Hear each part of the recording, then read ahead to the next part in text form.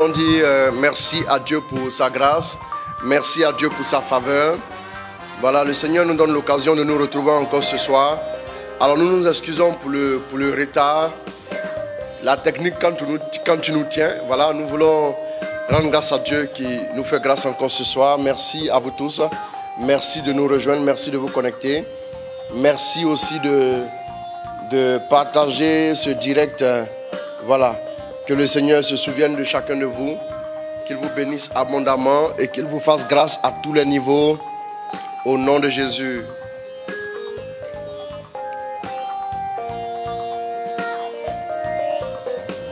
Tu transformes l'eau en vin, guéris l'aveugle par ta main, nul n'est comme toi.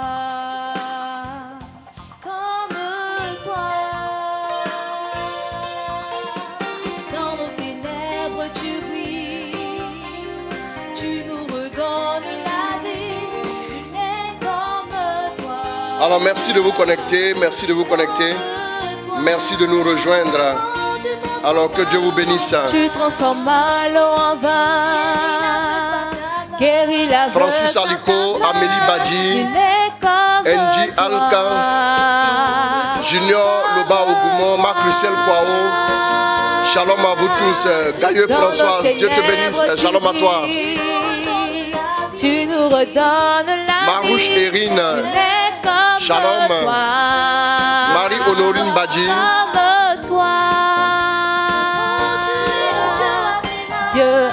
Shalom à vous tous. Connectez-vous, on va se connecter. Incomparable.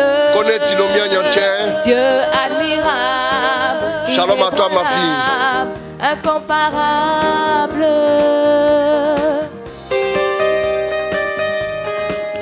Stéphanie Anne, épouse Esmel. Paul Joachim Godonou, Germaine Diop, Kwadjo Alexandre Amani, Kwadjo Alexandre Amani, Jean-Marie Diediou, Marie-Honorine Badji, Thérèse Akouvi Gaglo, Inébranlable, ton nom surpasse toute puissance. Désiré Assis, Pétunia Ndja, Shalom. Dieu admirable, inébranlable, ton nom surpasse toute puissance. Marie-Denise Sanya Diouf. Incomparable, oh Dieu,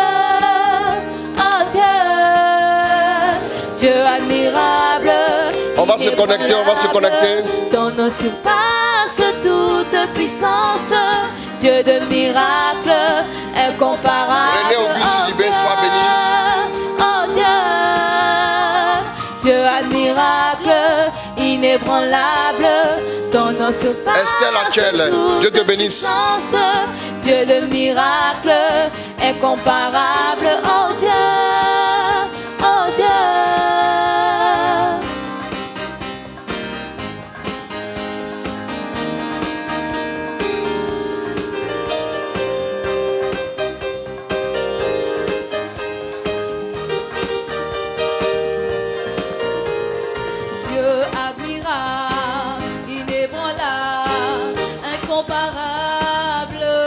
Merci de vous connecter, partagez massivement ce direct.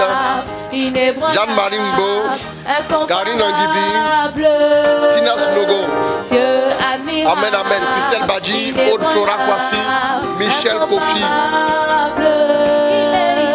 Dieu admirable, inébranlable, incomparable. Dieu merci de vous connecter. Inébranlable, incomparable. Dieu admirable, inébranlable, incomparable. Dieu admirable, inébranlable, incomparable. Dieu admirable, inébranlable, incomparable. Dieu admirable, inébranlable, Esther Bamogo, incomparable. Priscille Aka, Christelle Savadogo, Dieu admirable, Cela bénit. Que ça change. Que Dieu vous bénisse tous. Tu es le Dieu, Dieu admirable. Martine Diadia. Inébranlable, incomparable. Stéphie Sigode. Le tout-puissant Dieu admirable. Inébranlable, incomparable. Olivia Toa. Merveilleux Dieu admirable. Inébranlable, incomparable. Tu es le Dieu, Dieu admirable. Inébranlable, incomparable.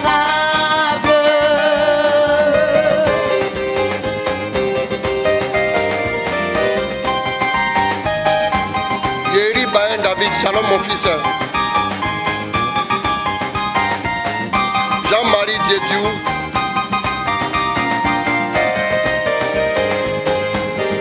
Marie Doris Immaculée.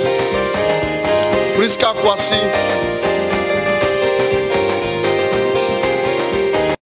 Alors merci de partager Chantal Biagui. Que Dieu te bénisse.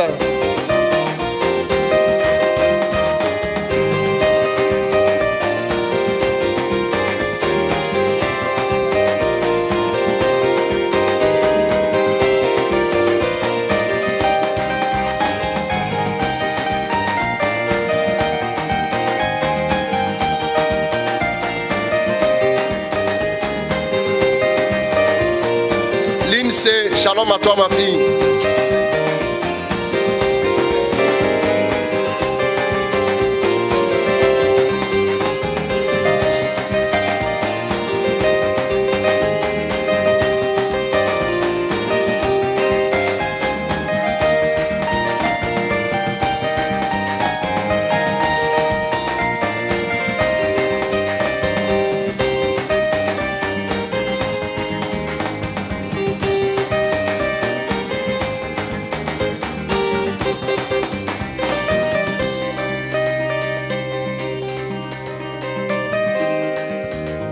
Rosine des destinées glorieuses, que Dieu te bénisse. Sieba, grâce divine. Chris Guillaume, shalom à vous tous. Merci de vous connecter. Voilà, nous voulons dire merci à Dieu pour sa grâce. Merci à Dieu pour sa fidélité. Merci à Dieu pour sa faveur. Merci à Dieu pour son amour. Merci à Dieu pour sa grâce.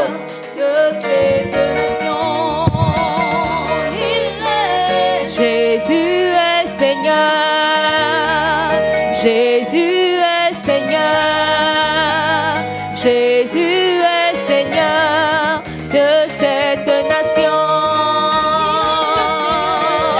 Jésus est Seigneur, Jésus est Seigneur, Jésus est Seigneur de cette nation.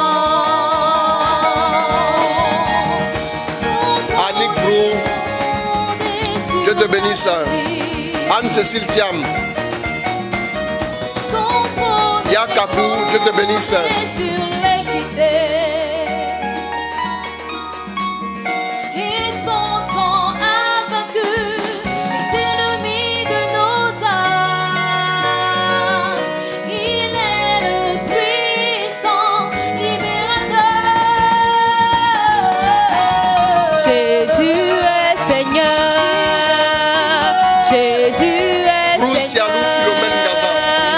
Jésus est Seigneur de cette nation.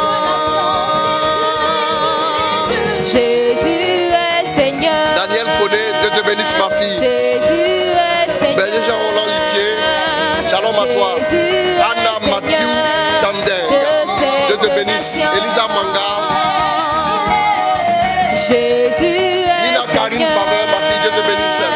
Jésus est Seigneur.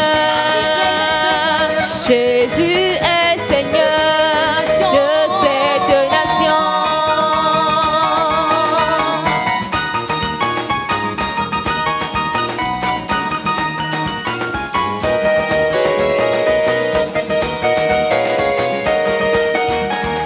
Alors que le nom du Seigneur soit béni. Merci à vous tous. Merci de nous rejoindre. Merci de vous connecter. Merci de partager, de diffuser largement ce direct. En tout cas, que Dieu vous bénisse. nous nous retrouvons encore après le week-end que nous avons vécu. Et que le nom du Seigneur soit béni. Sylvie, Tola, shalom à toi. Voilà, merci de partager. Nous allons faire dire deux petites choses rapidement et nous allons ensuite passer à notre lucarne de questions-réponses.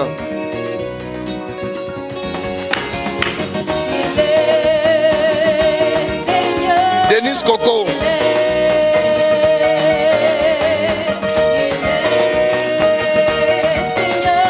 Valérie Manga, shalom à toi. Il est Seigneur, il est Jésus, il est Seigneur, il est Jésus est Seigneur, Jésus est Seigneur, Jésus est Seigneur. Appelle ma gloire, Dieu te bénisse. Jésus est Seigneur. Alors que Dieu bénisse, que Dieu accorde sa grâce. Marie Odilamba. Seigneur de cette nation. Que Dieu te bénisse. Jésus est Seigneur. Jésus est Seigneur. Jésus est Seigneur. Sylvie connaît, sois béni. Diane Timsoga, sois salué au nom de Jésus. Vanessa Timsoga, shalom aussi à toi. Soyez bénis, soyez bénis, soyez bénis. Le Seigneur est fidèle. Oh, que son nom soit glorifié. Que ce soit encore son nom soit béni. Les ennemis de nos âmes, il est le puissant. Larissa Sangé, ma fille, Dieu te bénisse. Jésus est Seigneur, Jésus est Seigneur, Jésus est Seigneur de cette nation. Que ton nom soit glorifié. Jésus est Seigneur, que ton nom soit élevé. Jésus est Seigneur, que ton nom soit magnifié. Jésus est Seigneur de cette nation. Renate Ameogo, Dieu te bénisse. Jésus est Seigneur. Jésus est Seigneur. Jésus est Seigneur. Jésus est Seigneur. De cette nation. Le roi des rois, le roi de gloire, Jésus est. Jésus est Seigneur. Gloire à toi, Seigneur. Jésus est Seigneur. Jésus est Seigneur. De cette nation.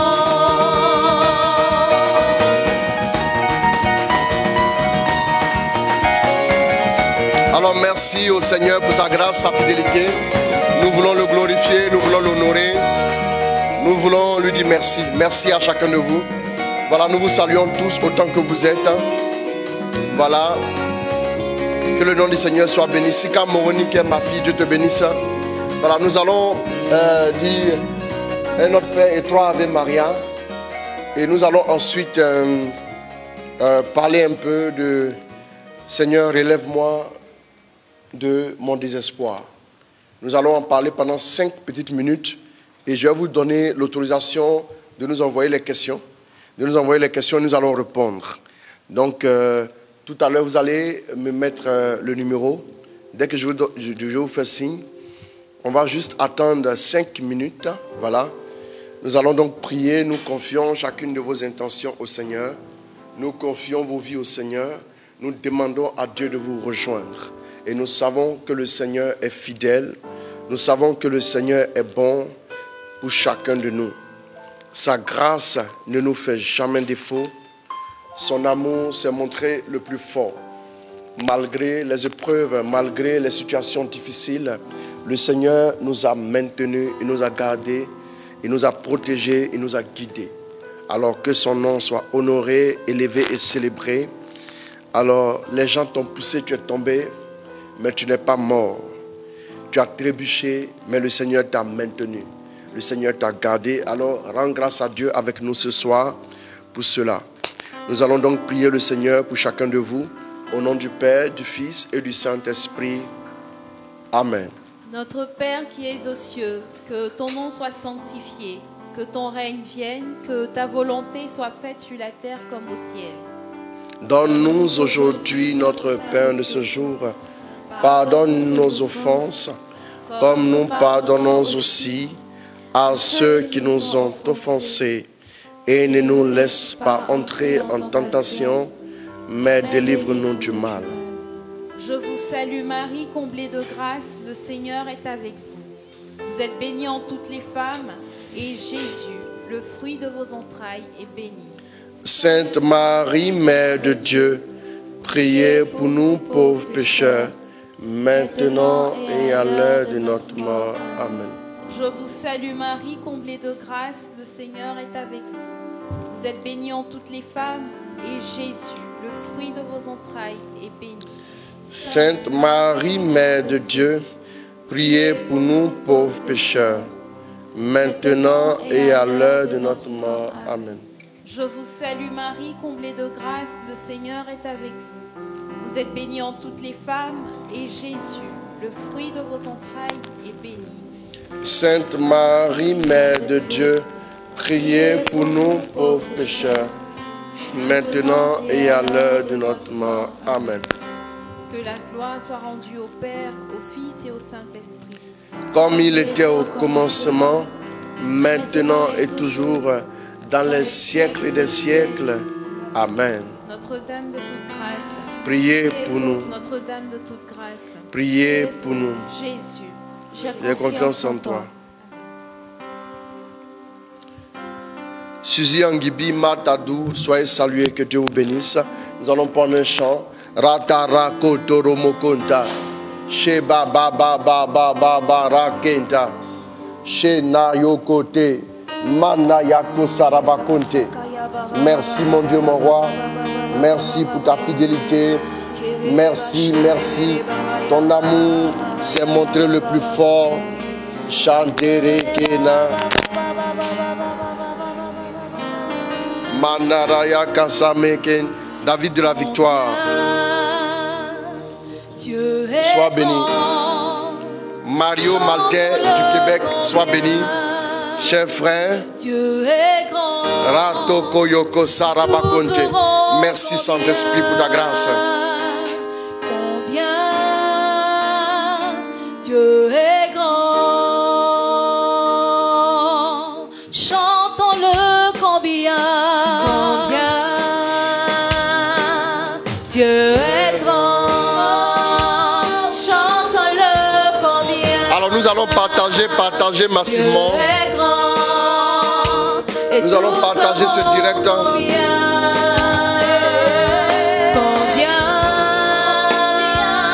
Dieu est grand,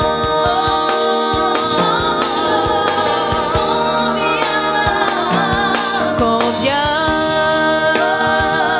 Dieu est grand, chantons-le combien Dieu est grand, et tous verront combien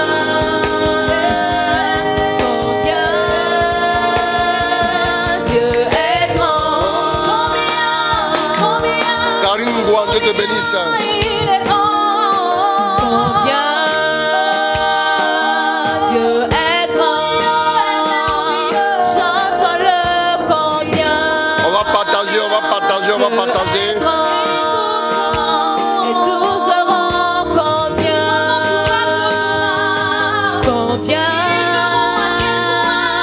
Dieu est grand. Ton nom est tout puissant, ton nom est tout puissant, digne de louange, digne de Repositionnez dans la hauteur, Dieu te bénisse mon fils. je chanterai combien Dieu est grand.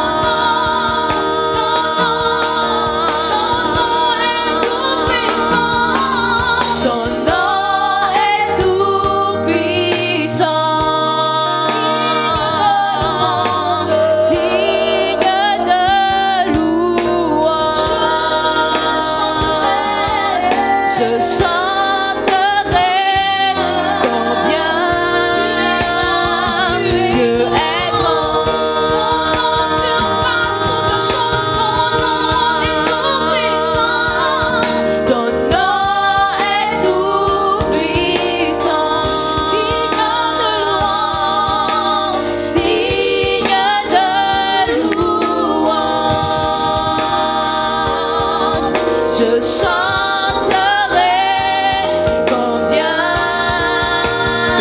Thérèse Mané Diouf. Dieu te bénisse. Alors que le nom du Seigneur soit béni, que le nom du Seigneur soit glorifié. Nous voulons dire merci à Dieu encore ce soir. Alors il nous a fait la grâce de nous retrouver. Alors nous disons merci à Dieu encore et encore. Et nous devons savoir une chose en ce qui concerne l'espoir, le désespoir et tout.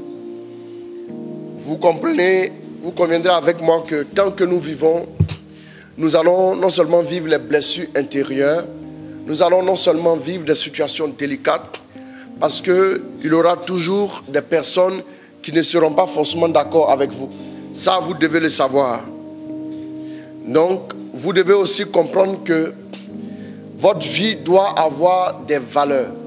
Vous devez croire en certaines valeurs. Je vous demande de me suivre très bien.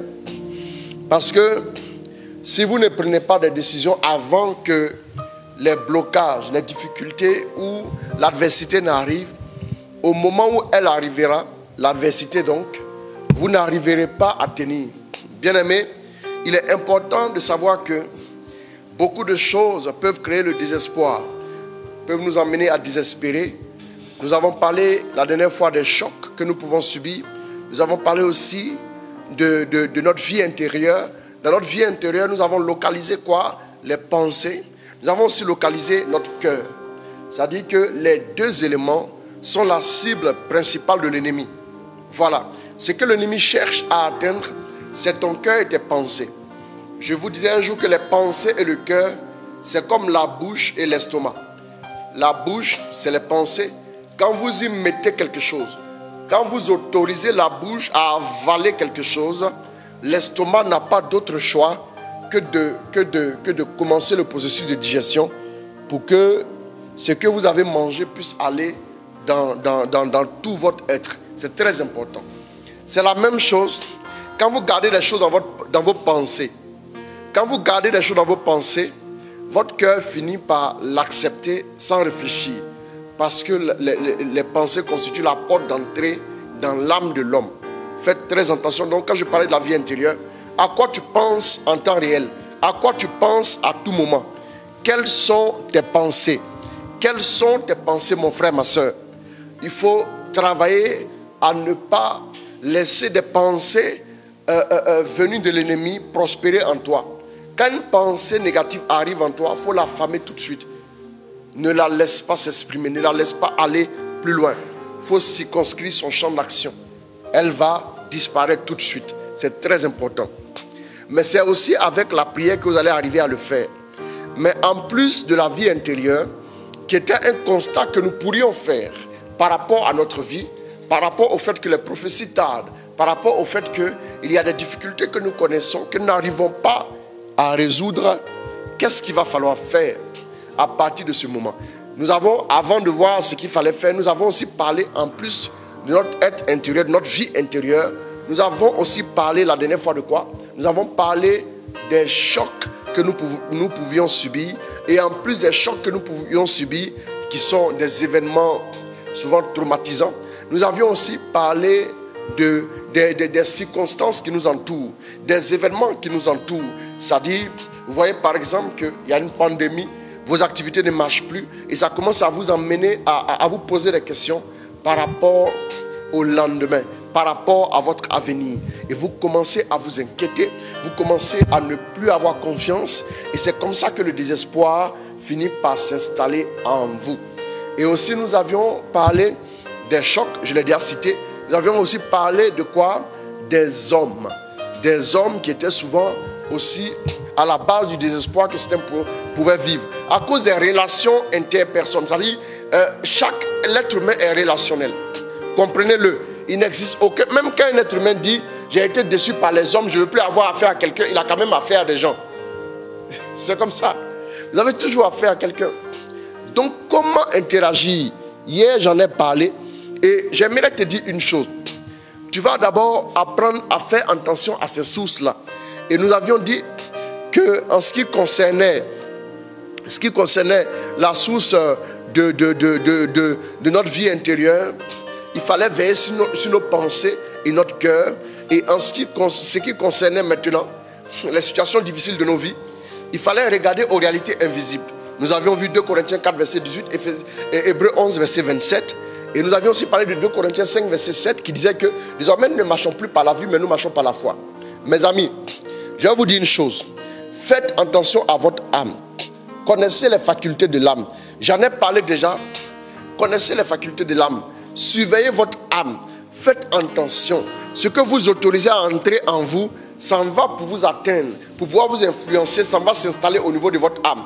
Bien-aimé, j'aimerais dire à une personne que si quelqu'un t'a blessé, si quelqu'un a dit qu'il n'avait plus besoin de toi, est-ce que ça doit t'emmener à désespérer? Oui, peut-être parce que tu comptais tout bâtir avec cette personne. Oui, parce que peut-être tu avais que cette personne-là pour espoir. Mais hier, nous avons lu un passage qui parlait de quoi? Qui parlait du fait que maudit soit quiconque met sa confiance dans l'homme.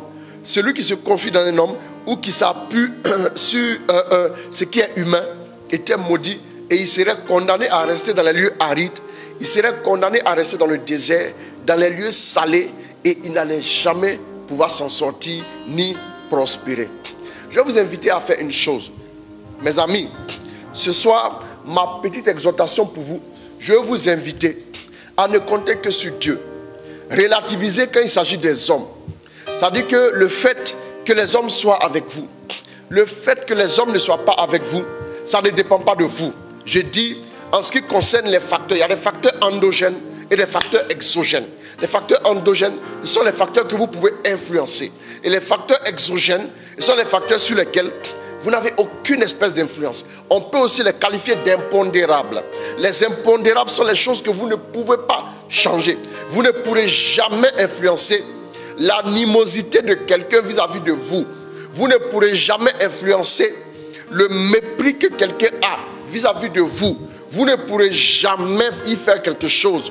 Ça, je vous le dis. C'est comme si vous arrivez dans votre maison. Regardez bien, écoutez-moi s'il vous plaît. Vous arrivez dans votre maison et il y a un mur. Il y a un mur. Même quand il pleut, même quand la pluie vous tape avec une certaine force, vous contournez le mur pour aller entrer par la porte ou bien le portail. Pourquoi vous contournez le mur? Parce que si au moment où il pleut fort, vous voulez casser le mur pour entrer plus vite, vous allez entrer tardivement. Ça veut dire que c'est un impondérable. Le pilier de votre maison, le pilier qui existe entre toi et quelqu'un, si un pilier, contourne le pilier pour aller parler à la personne. Je vais t'expliquer que si tu as en face de toi quelqu'un qui ne veut rien savoir de toi, quelqu'un qui ne veut pas composer avec toi, tu n'as pas d'autre choix que de considérer qu'il est impondérable, que tu ne peux pas influencer cela. Alors tu vas contourner. Il y a des choses qu'on contourne. Bien aimé, la sagesse vous enseignera de bonnes manières de faire. Il y a des choses que vous voulez, il y a des batailles dans lesquelles vous allez vous engager. Vous allez peut-être vaincre, mais vous allez y laisser beaucoup de force. Et quand vous allez laisser tellement de force, vous n'aurez plus la force de maintenant accomplir votre destinée. Écoutez-moi, je vous parle. Vous n'aurez même plus la force d'accomplir votre destinée. Au moment où il faudra faire de grandes choses, au moment où vous aurez besoin d'avoir de l'énergie. Moi, je disais à une jeune fille que, ma fille, tu ne trouves pas que ça serait vraiment bizarre que tu sortes avec des hommes comme ça, à tâtons, comme tu veux, ça dit comme ça, alors va t'asseoir. Et à un moment donné, au moment où l'homme de ta vie arrive là, tu n'as même plus assez d'énergie pour l'aimer. Ton cœur est tellement brisé en 1000 morceaux, tu es fatigué dans ton corps, tu n'as plus d'énergie pour te mettre dans une relation où tu dois donner le meilleur de toi-même. Là, au moment où maintenant, Dieu vous bénit, il vous dit maintenant, aimez-vous, soyez heureux, épanouissez-vous, c'est en ce moment précis là que toi tu es fatigué. Bien aimé, laissez-moi vous dire une chose. Comment gérer les impondérables? Comment gérer les impondérables? Les impondérables, pour pouvoir les gérer, écoutez-moi très bien. Vous avez par exemple un patron qui est difficile. Vous avez un patron qui vous fatigue. Vous avez un patron qui vous crée des problèmes. Vous devez savoir une chose. Tant que vous êtes dans l'entreprise, c'est tellement que ce patron continuera de vous persécuter. Écoutez, mettez-vous au-dessus. Jésus a dit, quand je serai élevé de terre, j'attirerai à moi tous les hommes. Il n'a pas dit quand je serai sur terre, élevé. C'est-à-dire c'est ta capacité à avoir de la hauteur face à la situation qui te permettra de faire l'unanimité souvent. Bien-aimés, c'est parce que vous n'avez pas encore de la hauteur que vous avez l'impression que les gens continuent de vous combattre. C'est parce que vous continuez de penser, de méditer sur ce qu'ils vous font. Quelqu'un qui s'est assis, qui a planifié le mal, qui a planifié, qui a savamment orchestré une campagne de dénigrement contre toi. Et puis tu vas venir t'asseoir le soir pleurer pour ça. Tu as pleuré un soir, ne pleure pas 2 soirs, ne pleure pas 3 soirs. Si tu le fais, ce serait dire à Dieu que tu prêtes attention à ce que le gars te fait. Amen. Écoutez-moi bien. Amen. C'est très important. Ne perdez pas du temps sur les choses. Ce qu'on appelle les impondérables, vous devez savoir que quand vous voyez un pilier, vous n'allez pas le casser pour aller parler à votre voisin qui est juste derrière. Contournez-le. Contournez-le. Même quand la clôture est grande, contournez pour aller à la porte d'entrée. C'est simple comme bonjour. Ça veut dire que quand tu sais que tu ne peux pas l'influencer d'une quelconque manière, alors laisse tomber. Ne donne pas assez d'énergie pour chercher à savoir comment lui plaire, comment le convaincre. Il y a des gens, je l'ai dit dans un de mes directs, il y a des gens, vous allez couper votre doigt pour leur donner preuve d'amour. Après, ils vont dire ça ne suffit pas, vous aurez pu couper votre tête. Ils vont vous dire ça comme ça. Pourquoi? Il y a des gens qui sont comme ça, qui sont négatifs de A à Z. Ce n'est pas parce que vous allez faire, ce n'est pas ce que vous allez faire, ce n'est pas ce que vous allez essayer de faire pour les convaincre là, qui va réussir à faire quelque chose dans leur vie. Mes amis, comprenez ça. Comprenez ça. N'allez pas commander l'amour des gens. Souvent, quand vous allez commander l'amour, vous mettez en position d'être frustré, d'être blessé, d'être bafoué, d'être humilié. Après, vous désespérez. Vous pensez que l'amour n'existe pas. L'amour existe. L'amour existe. L'amour commence d'abord en Dieu et se termine d'abord chez les hommes. Écoutez-moi bien, s'il vous plaît. Je vous parle. Écoutez-moi. Regardez. Vous allez voir que la croix du Christ, vous allez voir la croix est comme ça. Verticale et puis horizontale. Verticale, si vous voulez, transversale, peu importe. Vous allez comprendre que Dieu parle à l'homme et l'homme répond. Ensuite, Dieu envoie l'homme vers son frère. Vous avez compris? Ça veut dire que vous ne pourrez jamais construire une foi chrétienne sans les 2 piliers. Le pilier de la relation avec Dieu et le pilier de la relation avec vos frères. En ce qui concerne la relation avec vos frères, faites ce que vous pouvez. Donnez le meilleur de vous-même. Donnez ce que vous pouvez donner. Mais vous ne pouvez pas changer quelqu'un et sa vision sur vous. Vous ne pourrez jamais changer ça. Laissez-moi vous le dire. Et si vous ne pourrez jamais changer ça, si Jésus lui-même, qui est venu, qui a prêché le bien, qui a parlé qui a fait le bien, qui a rendu service à tous ceux qui nous voulaient du mal, si Jésus lui-même, les gens lui ont voulu du mal, ils l'ont crucifié. Ils l'ont crucifié à la croix, comme un maudit. Excusez-moi, bien aimé, ça veut dire que toi et moi, on ne fera jamais l'unanimité. Si tu fais l'unanimité, c'est que tu es en harmonie avec le diable. Tu ne feras jamais l'unanimité. Ça veut dire que si les gens ne t'aiment pas, marche avec ceux qui te considèrent, marche avec ceux qui pensent qu'avec toi quelque chose peut se passer. Mais ceux qui pensent qu'ils n'ont pas du temps à perdre avec toi, ne perds pas du temps avec eux. Vous savez, dans le corps de Christ, il y a 3 principales brebis. Il y a les brebis qu'on appelle les cerfs. Les cerfs, c'est qui? L'animal qu'on appelle cerf, vous connaissez le cerf, il est très instable. Vous voyez le cerf sur une montagne, après vous le voyez sur une autre montagne. Il y a des brebis, par exemple, que vous n'allez jamais saisir, qui viennent une fois, après qui disparaissent. Il y a des gens de votre champ relationnel aussi, qui viennent une fois, qui vous appellent comme ça par hasard et qui disparaissent après. Ceux-là, ne dépensez pas beaucoup d'énergie. Dépensez le minimum d'énergie pour eux. Maintenant, il y a ceux qu'on appelle les boucs. Les boucs, c'est qui? Les boucs, l'animal qu'on appelle bouc. Le bouc, il est très entêté. Ce sont des gens, vous êtes avec eux. Mais ceux-là, tant qu'ils n'ont pas fini de faire leur programme, tant qu'ils n'ont pas fini de faire ce qui leur plaît eux-mêmes là, ils ne vont jamais maintenant vous programmer vous.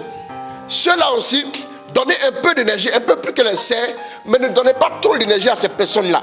Maintenant, il y a des personnes qui seront avec vous, qui seront dociles. Quand vous parlerez avec eux, qui seront bien avec vous. Ces personnes-là seront amicales. Ces personnes-là seront fraternelles avec vous. Qui vous considéreront Chaque fois que vous avez un souci, chaque fois que vous avez une joie, il partage avec vous la joie. La joie devient une double joie. Chaque fois que vous avez une peine, il partage avec vous la peine. La peine devient une demi-peine. Mes amis, écoutez-moi bien. Ceux-là, donnez de l'énergie pour eux. Sachez discerner votre champ relationnel. Dans le levier relationnel, il y a ce qu'on appelle les mentors, les pères. Dans le levier relationnel, dans le champ relationnel, il y a aussi ce qu'on appelle les frères avec qui fraterniser. Il y a aussi ceux pour qui nous sommes un exemple, ceux qui nous prennent comme des modèles. Ces trois leviers nous permettent de bien vivre. Mais écoutez-moi bien, dans ces trois leviers, le levier le plus important, qui n'est pas parmi ceux que j'ai cités, c'est le levier de la relation avec Dieu. Que tu sois en paix avec Dieu et ta conscience. Et ensuite, sois en paix avec tes frères. Si tu sais, dans ta bonne conscience, que tu as offensé un frère, que tu as blessé un frère, mon ami, va te réconcilier avec lui et ensuite va donner ton offrande à Dieu. Marche avec ton Dieu. Maintenant, si quelqu'un dit il ne veut rien faire avec toi, toi tu n'as rien à faire avec lui. Si tu essaies de faire quelque chose avec lui, c'est que c'est toi qui n'es pas sage, ou bien même c'est toi qui as un problème dans la tête. C'est que tu as un complexe. Tu penses que marcher avec certaines personnes te rendra épanoui. C'est faux. C'est marcher avec Dieu qui nous rend épanoui. Écoute-moi bien. Gardez de l'énergie pour ce à quoi Dieu vous a appelé. Ne donnez pas votre énergie à des personnes qui ne vont rien faire avec. La Bible dit, avant de dire demandez, vous recevrez. Prends-moi Matthieu 7, 5, 6, 7. Voilà. Matthieu 7, 5, 6, 7. Allons-y. Lis-moi rapidement. Au jugement perverti. Matthieu 7, hein? 5. Matthieu 7, verset 5. Bon, va avec le 6. Ne donnez pas aux chiens. Ne donnez pas aux chiens Ce qui est sacré. ce qui est sacré. Ne jetez pas vos pelles au porc. Ne jetez pas vos pelles au porc. De peur qu'ils ne les piétinent. De peur que les porcs ne piétinent vos pelles. Et que se retournant, il ne vous déchire. Demandez maintenant, on vous donnera. Cherchez, vous trouverez. Frappez, on vous ouvrira. Vous avez entendu, non? On ne donne pas les pelles précieuses au porc. Le porc, ce n'est pas forcément l'animal. C'est celui qui ne connaît pas la valeur de ton trésor que tu lui donnes. Tu ouvres ton cœur à quelqu'un et puis après il te trahit. Lui là encore tu retournes pour aller dire non, reste là. Tu seras rudoyé dans cette vie là. Tu seras blessé partout. S'il vient, tu peux lui pardonner. Mais vas-y doucement, jusqu'à ce qu'il change. Jusqu'à ce qu'il change. Bien-aimés, faites attention. Mes amis, faites attention. Ouvrez votre cœur à Jésus. Vous avez besoin d'être guéri. Et aussi, là, pour terminer mon exhortation, pour maintenant ouvrir les questions, vous pouvez maintenant mettre le numéro. Vous pouvez mettre le numéro. Donnez-moi le téléphone. Les gens vont me balancer. Attendez d'abord, parce que vous avez pressé. Attendez. Donc, voilà. Pour terminer mon exhortation, mes amis, j'aimerais vous dire une dernière chose. Écoutez-moi bien. Ce n'est pas à cause de quelqu'un qui t'a déçu, ou bien ce n'est pas à cause d'une situation que tu as vécue, que toute ta destinée doit être remise en cause. Écoute-moi très bien. Réfléchis.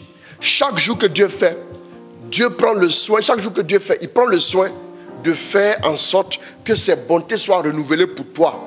Ma fille, mon fils, ma soeur, mon frère, écoute-moi. Dieu t'aime d'une manière incroyable. Ce n'est pas parce qu'un homme a dit t'aime pas que Dieu ne t'aime pas. Moi j'ai mal quand j'entends des gens dire je n'ai plus sens à ma vie parce que mon chéri m'a quitté. Ton chéri t'a quitté, qu'il te quitte. Qu'il quitte. Si quelqu'un ne veut pas rester avec toi, si tu le forces à rester avec toi, tu n'es pas malheureuse comme ça. Tu es malheureuse. Si une femme ne veut pas rester avec toi, tu la forces à rester avec toi, tu es malheureux. Je ne sais pas pourquoi vous n'avez pas vous ne comprenez pas comment Dieu vous voit. Comment Dieu vous voit. Comment Dieu vous voit. Mes amis, il y a forcément quelqu'un qui saura ta valeur. Il y a seulement quelqu'un qui saura apprécier exactement qui tu es. Faites attention, ceux qui arrivent à vous apprécier tel que vous êtes là, ils sont des personnes de votre destinée. Vous n'avez pas remarqué que souvent, même les membres de votre propre famille biologique, souvent ils vous négligent. Et puis vous allez, quand vous commencez à marcher avec Dieu, après, Dieu vous envoie des personnes qui croient en vous, des personnes qui vous font confiance, des personnes qui marchent avec vous, qui sont intègres, qui sont fidèles. Ces personnes-là sont des trésors de Dieu. Tu es mon frère comment? Tu dis que tu es mon frère comment? Tu es mon frère, tu ne crois pas en moi. Tu es mon frère, tu ne m'encourages jamais. Tu es mon frère, tu m'assistes jamais. Tu es mon frère, comment? Dis-moi. Dis-moi comment tu es mon frère. Ou bien la définition de la fraternité, tu vas voir le dictionnaire. Mon ami, tu mets de l'énergie dans des relations perdues déjà. Tu mets de l'énergie. Le gars, tu sais que son cœur est parti ailleurs. Il y a longtemps, tu as tout fait. La médiation, la prière. Il y a des choses pour lesquelles on n'a plus besoin de prier. Il y a des choses pour lesquelles la prière n'a plus sa place. Il y a une décision à prendre. Tout n'est pas jeûne de prière, jeûne de prière, jeûne de prière, jeûne de prière, jeûne de prière, on est sur glace, jeûne de prière, jeûne de prière. Tout n'est pas jeûne de prière. Là, ta vie n'est pas sur glace. Ta vie ne s'écrit pas au brouillon. Ma soeur, ta vie ne s'écrit pas au brouillon. Ainsi, mais qu'est-ce que c'est de venir? Tu ne manges pas? Laisse-moi te dire. Quel est le problème? Je parlerai de... J'ai fait un séminaire sur la destinée bientôt. Bon, j'ai beaucoup de séminaires à faire. Je parlerai des hommes de votre destinée. Il y a des personnes qui sont réservées pour vous. Il y a des gens qui attendent que vous puissiez vous lever pour la route. Vous allez les voir sortir de chez eux. Vous allez voir une foule derrière vous. La foule qui doit vous suivre là, attend que vous puissiez prendre la route. Vous n'avez pas le droit de les décevoir. Vous n'avez pas le droit de les décevoir. Pensez à ces personnes-là.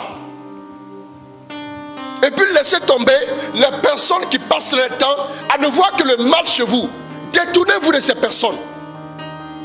Vous vous souvenez, il faut prendre 1 Samuel 17 là. Regardez un peu. 1 Samuel 17 là, verset 35. Prends-moi ça. 1 Samuel 17, 35. Il partait à sa poursuite. Bon, on revient un peu en arrière. 30. Accélère. Il le quitta et s'adressa à un autre. Ce ne sont pas des passages qu'on avait préparés. Donc je donne. Prends 28 que je vois. Rapidement, accélère. Eliab, son frère aîné, entendit David parler au Écoutez bien, David est arrivé au front. On dit qu'on veut tuer Goliath. Le roi dit celui qui va tuer Goliath là, peu importe sa famille, peu importe sa maison, peu importe sa tribu, on va vraiment lui faire du bien. Écoutez-moi bien. Qu'est-ce que vous voyez? Maintenant, David arrive. Les circonstances de destinée. Je vous dis toujours qu'il y a un lieu pour votre destinée. Il y a un lieu pour votre destinée. Il y a un lieu où votre destinée se joue. Écoutez-moi bien. Allons-y. Donc, qu'est-ce que nous voyons? Il a commencé à poser la question, qu'est-ce qu'on donnera à celui qui va tuer cet incirconcis? Allons-y. Eliab, son frère aîné, entendit David parler aux hommes. Eliab, son frère aîné, entendit David parler aux hommes. Il se mit en colère contre lui. Il se mit en colère contre lui et lui dit, pourquoi donc es-tu descendu ici? À qui as-tu laissé ton petit troupeau dans le désert? Je connais moi ta turbulence et tes mauvaises... Bon, regardez, le petit est arrivé. C'est son grand frère qui parle comme ça. Hein. Le petit est arrivé, l'enfant est arrivé. Il pose la question. Qu'est-ce qu'on dit ici? Qu'est-ce qu'on va donner à celui qui va tuer Goliath? Déjà, le grand frère le voit. Je connais tes mauvaises intentions. Moi, je ne comprends pas. Je ne comprends pas. Vous voyez, il y a des gens comme ça. Hein. Peu importe ce que vous allez dire, ils vont trouver que vous êtes mauvais, que vous avez de mauvaises intentions. Ceux-là, regardez la suite, allons-y. C'est pour voir la bataille. C'est pour voir la bataille que tu es descendu. David dit. Mais qu'ai-je fait? Qu'est-ce que j'ai fait? Je n'ai fait que parler. Il le quitta.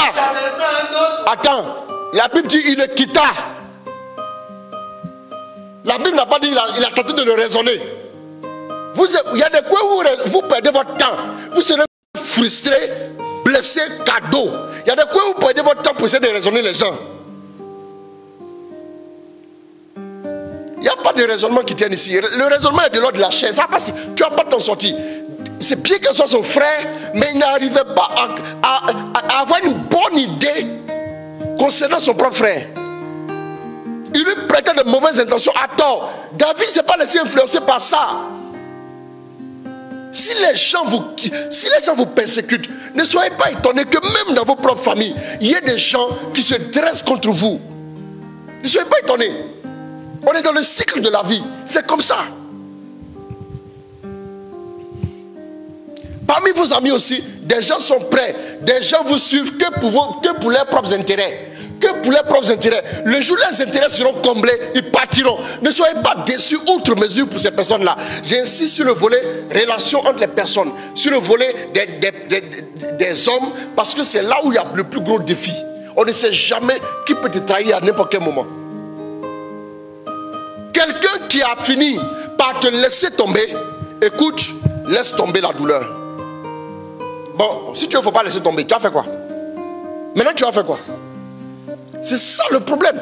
Dis-moi ce que tu vas faire qui va te faire dépenser moins d'énergie et qui va te faire rester efficace, qui va te permettre de te concentrer sur ta destinée. C'est ça là, Jésus voit. Il dit pardonnez à vos ennemis et puis c'est fini. Pardonnez à vos ennemis. C'est ça, c'est ce qu'il a vu. Hein? Et puis il dit pardonnez à vos ennemis.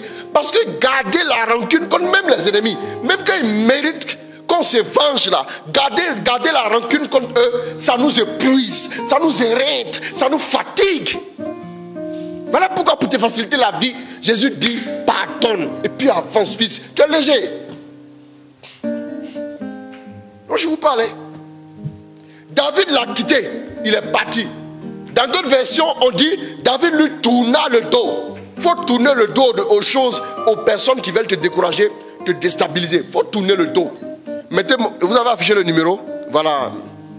Il faut tourner le dos. Tourne le dos.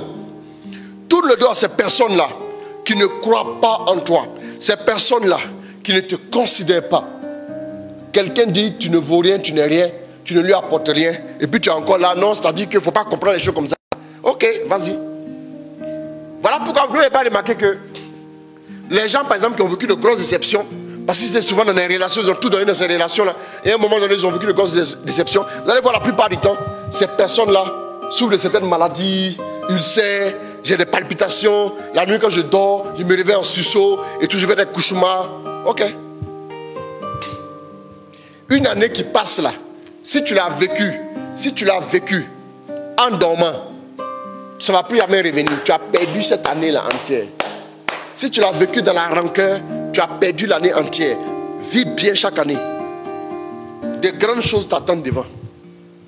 Alors c'est très important. Mais on ne peut pas tout dire. Donc je vais vous inviter maintenant à m'écrire en posant les questions. Voilà. Donc maintenant vous posez les questions sur le numéro, uniquement sur ce numéro, 01 458 456. Posez vos questions et je vais essayer de répondre. J'entends prendre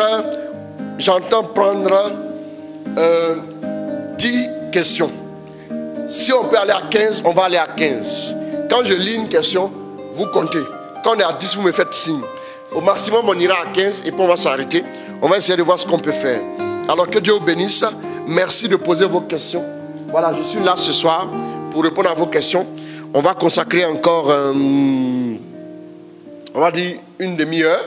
Voilà, pour répondre à vos questions. Alors que Dieu vous bénisse. Le numéro est là. C'est par WhatsApp, vous m'envoyez.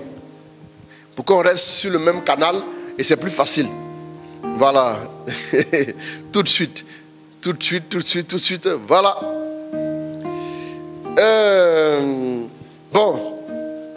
Bonsoir, Daddy. Et encore merci. Juste pour savoir si quand on prie pour le discernement, avant de se mettre avec quelqu'un, on se rend compte que malgré que la personne soit attentionnée, aimable, présente, rien ne nous attire chez lui.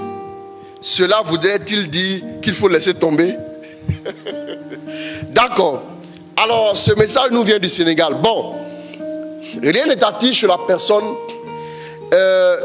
D'abord, il faut savoir que l'attirance physique n'est pas le critère le plus important quand il s'agit de discerner en ce qui concerne le mariage.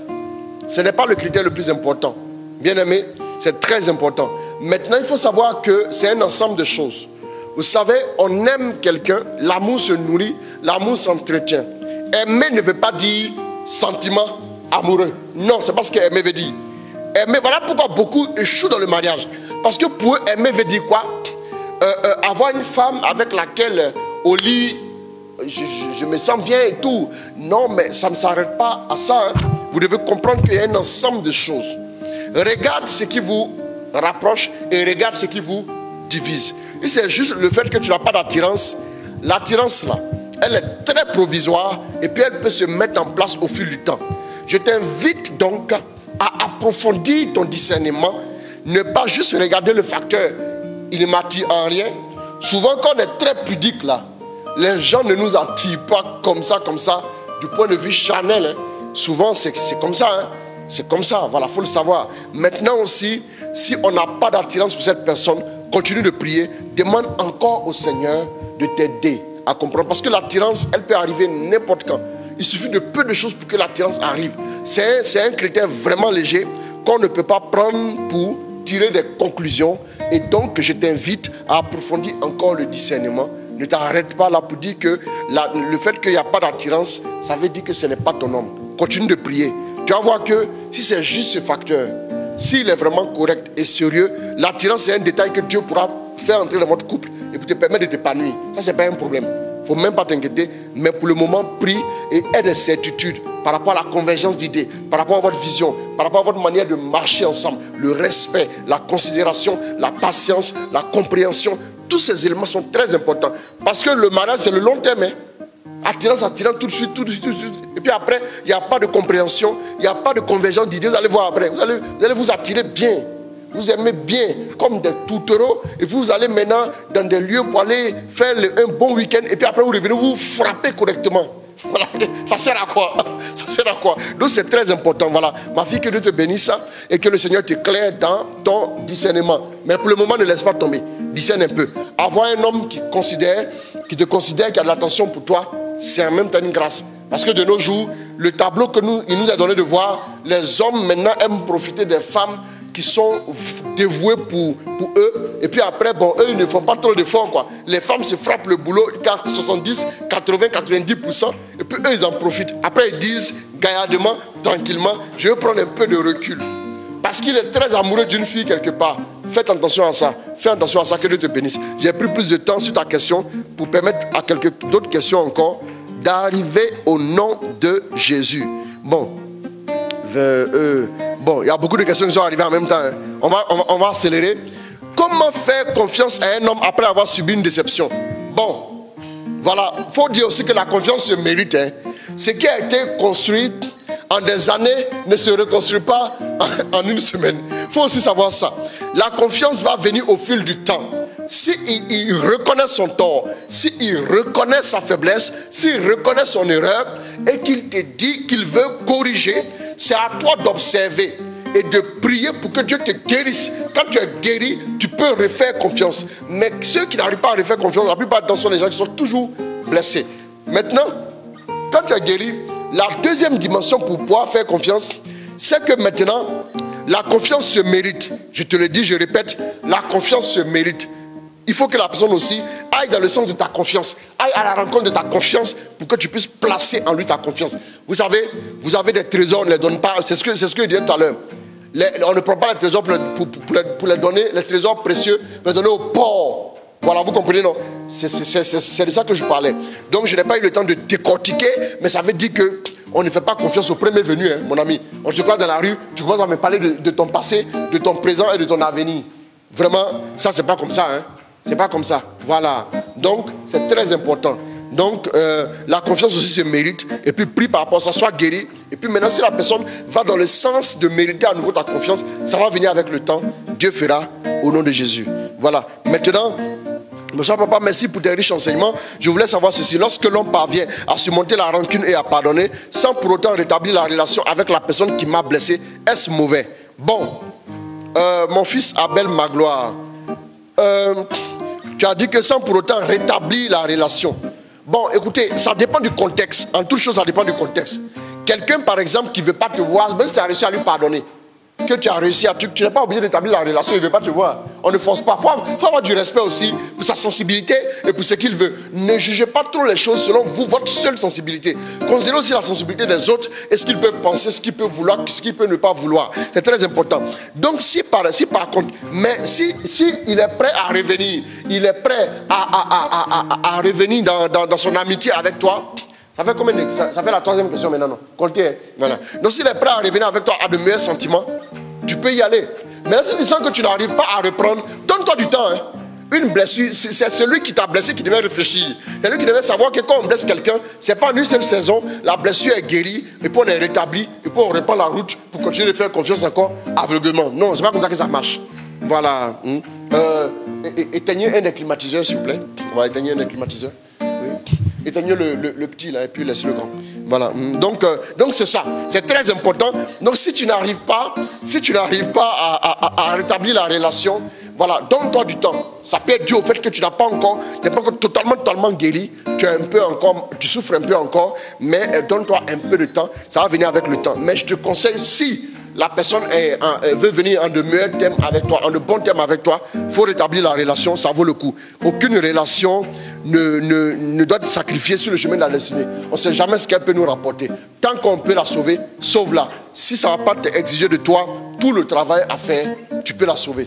Dieu te bénisse. Merci beaucoup.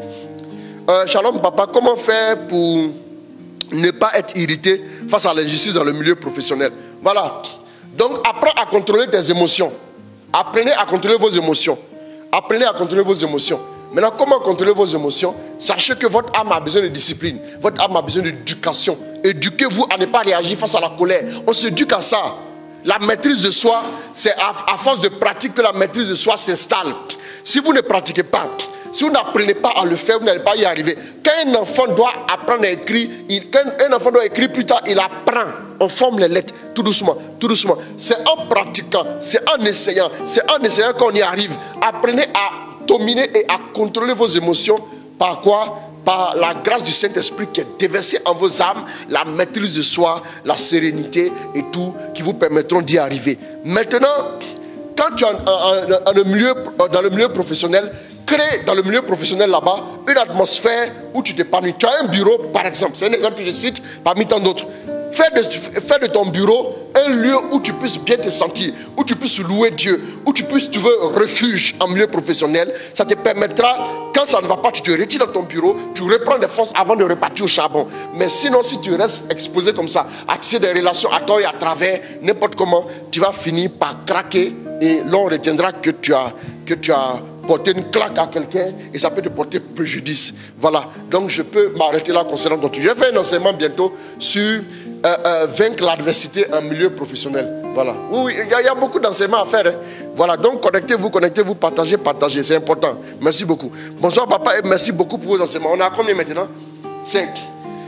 Riche et profond. S'il vous plaît, j'aimerais savoir comment faire lorsqu'on ressent un blocage dans notre vie de prière. Lorsqu'on ressent un besoin d'aller plus loin avec Dieu, mais un truc bloque, je ne sais pas quoi. Bon, ça c'est une question qui est un peu délicate. Parce que le blocage peut venir de plusieurs sources. Il peut venir d'un péché que tu as commis, que tu n'as pas confessé, que tu as oublié. Le blocage peut venir de quoi?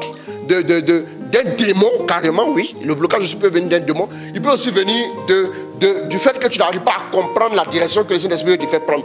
Prenons l'exemple, on ne va pas lire, hein, parce qu'on n'a plus par le temps. 1 Samuel 3, on va dire verset 1. La Bible dit que le petit Samuel était couché dans la maison de Dieu. Et à un moment donné, qu'est-ce qui se passait? À un moment donné, il entendait le Seigneur l'appeler. Samuel, Samuel. Il se lève, il s'en va voir le vieillard Élie, c'est ça, non? Il s'en va voir le vieillard Élie, il dit, tu m'as appelé le vieux.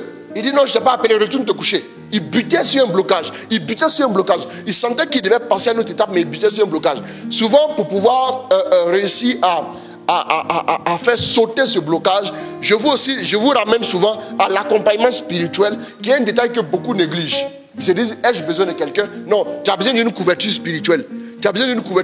C'est très important.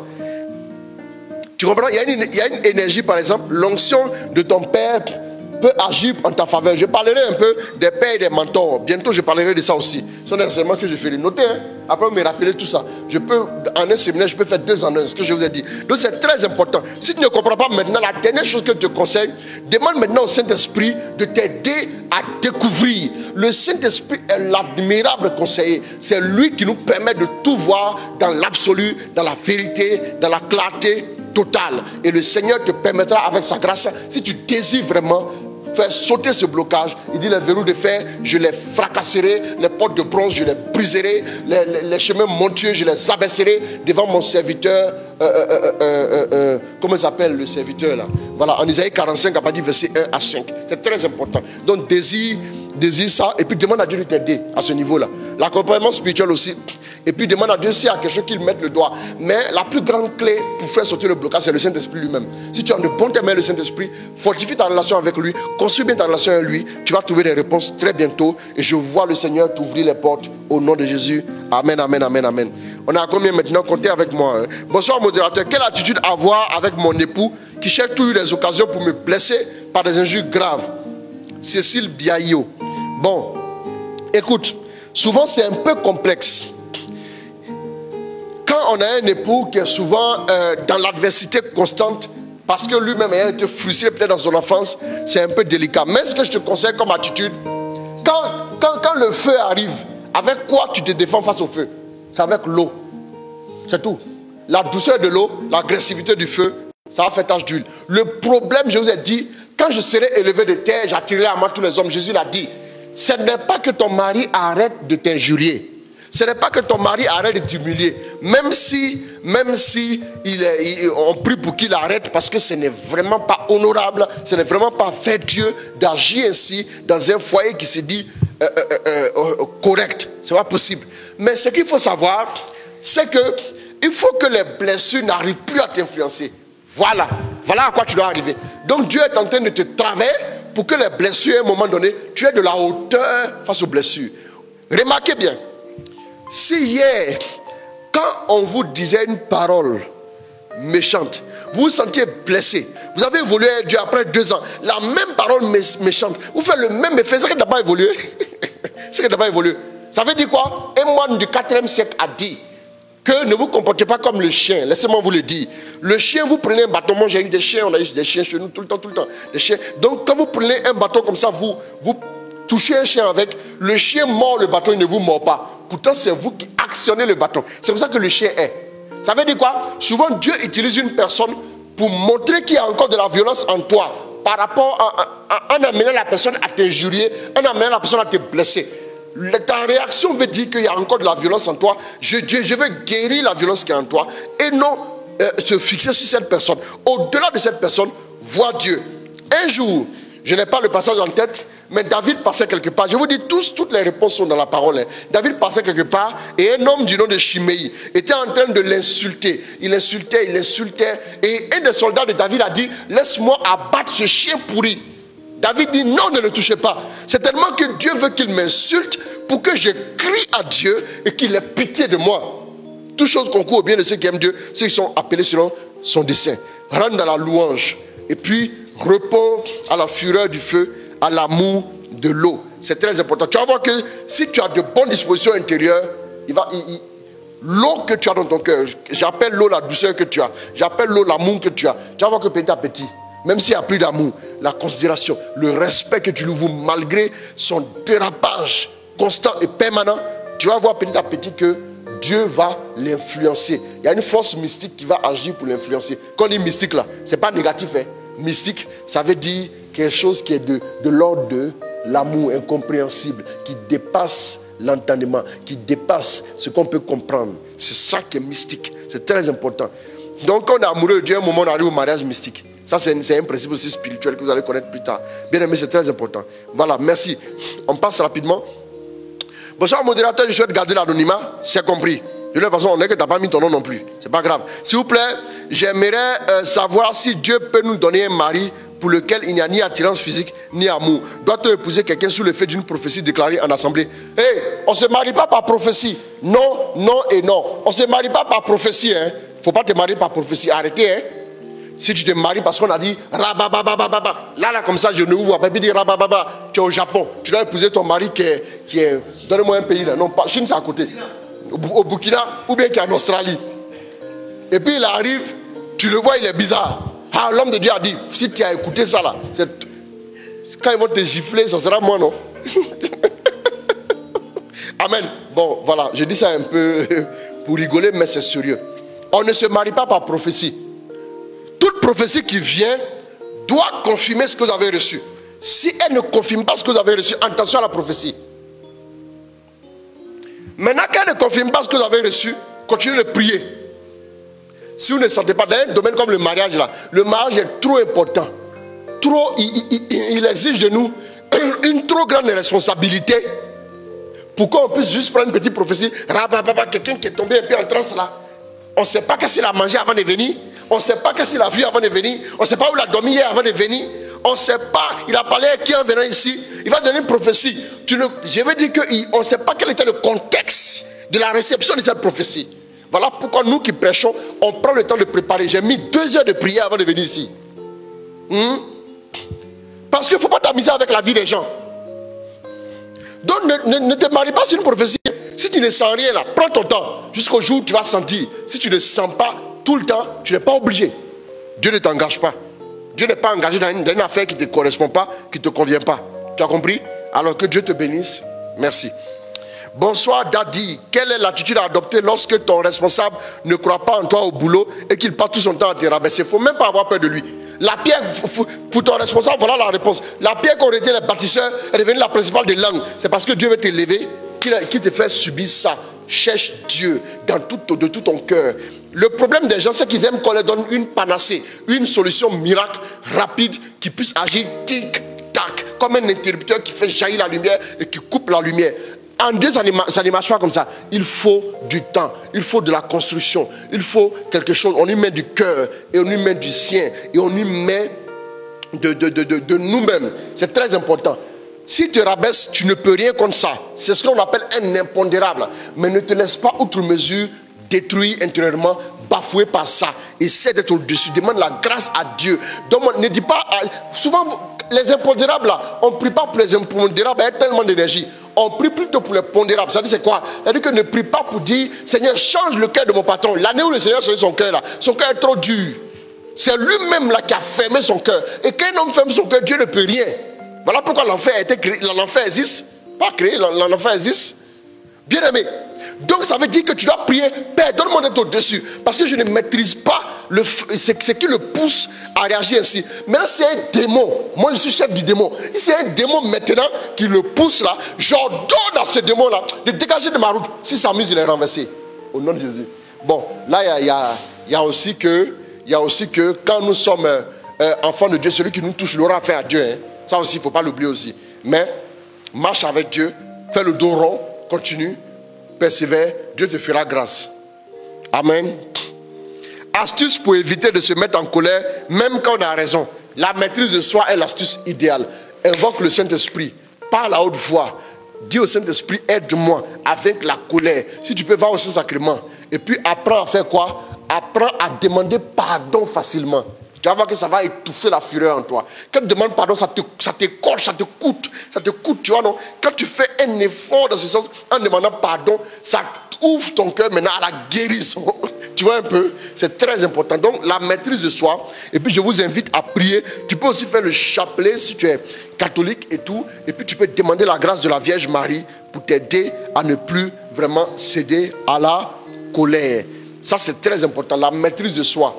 Parle à toi-même. Parle à ton âme, parle à tes émotions. Tu n'es pas obligé de t'enflammer quand ça ne va pas. Demande la grâce à Dieu de pouvoir être au-dessus de tout ça. Et tu vas y arriver petit à petit au nom de Jésus. Je prie pour toi qui m'a posé cette question. Je prie pour toi et que le Seigneur t'aide. C'est la maîtrise de soi. C'est la maîtrise de soi. Maintenant, la petite astuce que je peux te donner, apprends tout simplement à ne pas faire de la fixation sur tout ce que tu entends. Apprends à ne pas faire trop attention à tout. S'il te plaît. Donne à Dieu de te donner, demande à Dieu de t'aider à construire autour un univers. C'est-à-dire, qu'est-ce que ça appelle univers? C'est-à-dire que c'est une atmosphère où tu puisses t'épanouir en Dieu. Quand tu es épanoui en Dieu, là, tout ce qui veut t'atteindre doit atteindre d'abord quoi? La porte d'entrée de ton univers. Ça va t'atteindre difficilement. Quand tu es perdu en Dieu, les choses extérieures n'arrivent pas à t'atteindre facilement.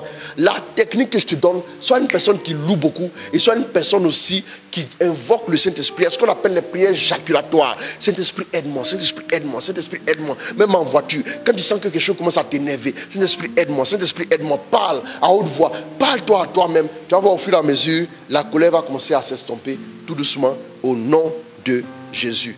Bon, on a combien? Aidez-moi. Le nombre de questions? 8. Merci beaucoup. Bonsoir papa, ma question est que pourquoi certaines personnes, pas de questions très longues, pourquoi certaines personnes qui par le biais tu acquis un travail. Bon, par lequel tu as obtenu un travail, pense que tu leur dois éternellement. N'est-ce pas Dieu qui a permis? C'est en passant par ce dernier. Il y a des gens comme ça dans la vie. Hein. Ça, vous ne pourrez rien contre ça. Ça aussi, c'est un autre genre d'impondérable. Lui, il est comme ça, c'est comme ça, quoi. Et ils peuvent aller jusqu'à te nuire. Ils peuvent aller jusqu'à te nuire et te décourager dans ton travail parce qu'ils pensent que c'est grâce à eux que tu as eu cette opportunité. Le plus dangereux lorsque vous êtes dans le même service. Bon, ce que je te conseille ici, tu ne peux rien contre ça. Il y a des gens qui pensent qu'eux, ils sont le centre du monde entier.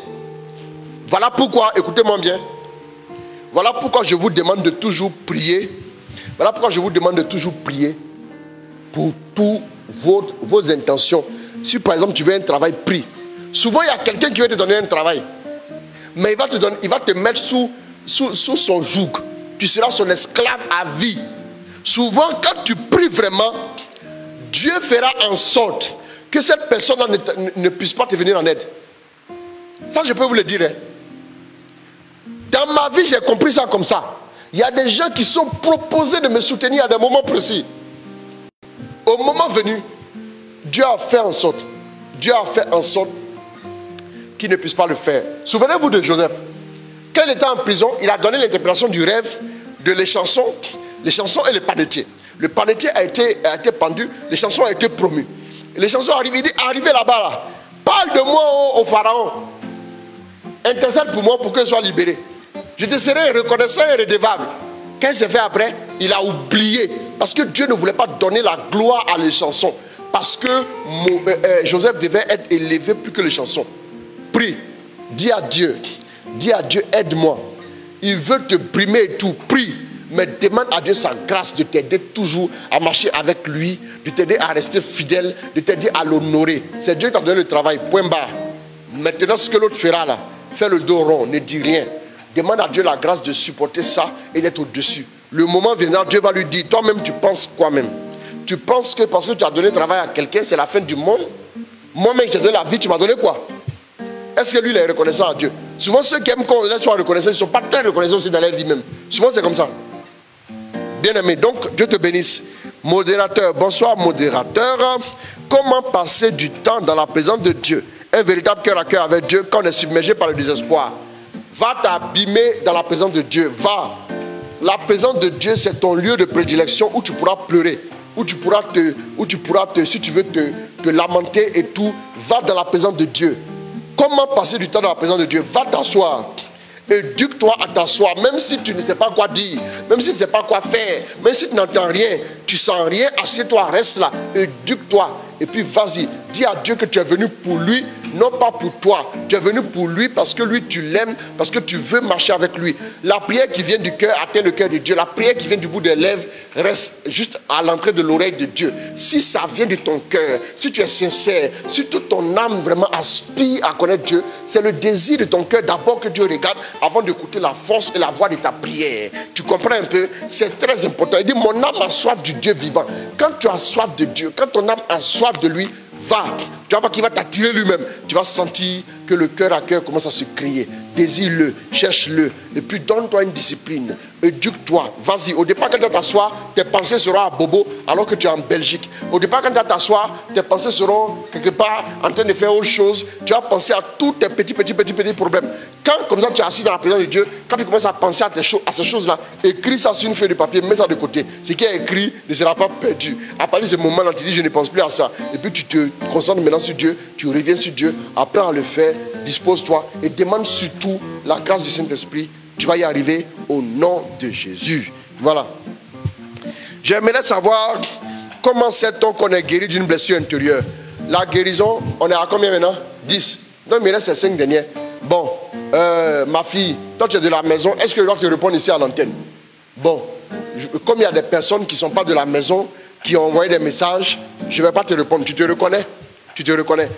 J'aimerais savoir comment sait-on qu'on est guéri d'une blessure intérieure.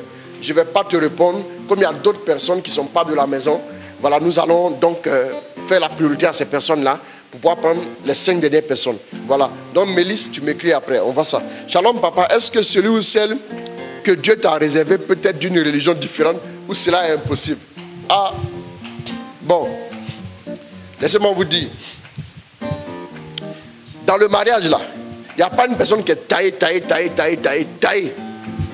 qui t'attend à Londres ou bien qui t'attend quelque part. Parce qu'il y a plusieurs facteurs qui rentrent en ligne de compte.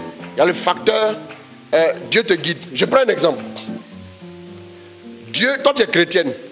Et puis l'autre, celui en griffe, comme on pourrait dire, Dieu l'a prévu pour toi depuis le départ. Lui, Dieu l'appelle, il dit non. Il dit à Dieu, laisse-moi là. Moi je mets m'amuser les femmes. Toi tu vas me dire quoi ici? Et puis Dieu le laisse. Mais Dieu respecte ta volonté. Hein. Oh, Dieu l'avait prévu pour toi.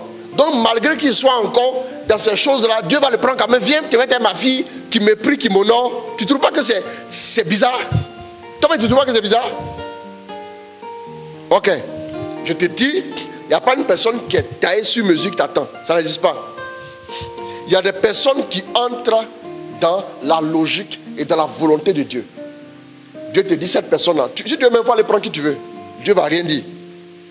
Mais il va te conseiller. Si tu prends celle-là, moi par exemple, je prêche. Je suis ici en train de prêcher. Mon épouse et mes enfants sont à la maison. Si c'était une femme par exemple qui n'était pas chrétienne, mon épouse aussi, elle prêche. Elle prêche depuis il y a longtemps. Elle est bergère depuis les années 2007, 2008. Si par exemple, elle ne me comprenait pas. Si c'était par exemple quelqu'un qui n'était pas converti, je vais prêcher, elle va dire, hey, toi là, ton affaire de prêcher là, tu es un menteur. Tu vas faire des choses bizarres.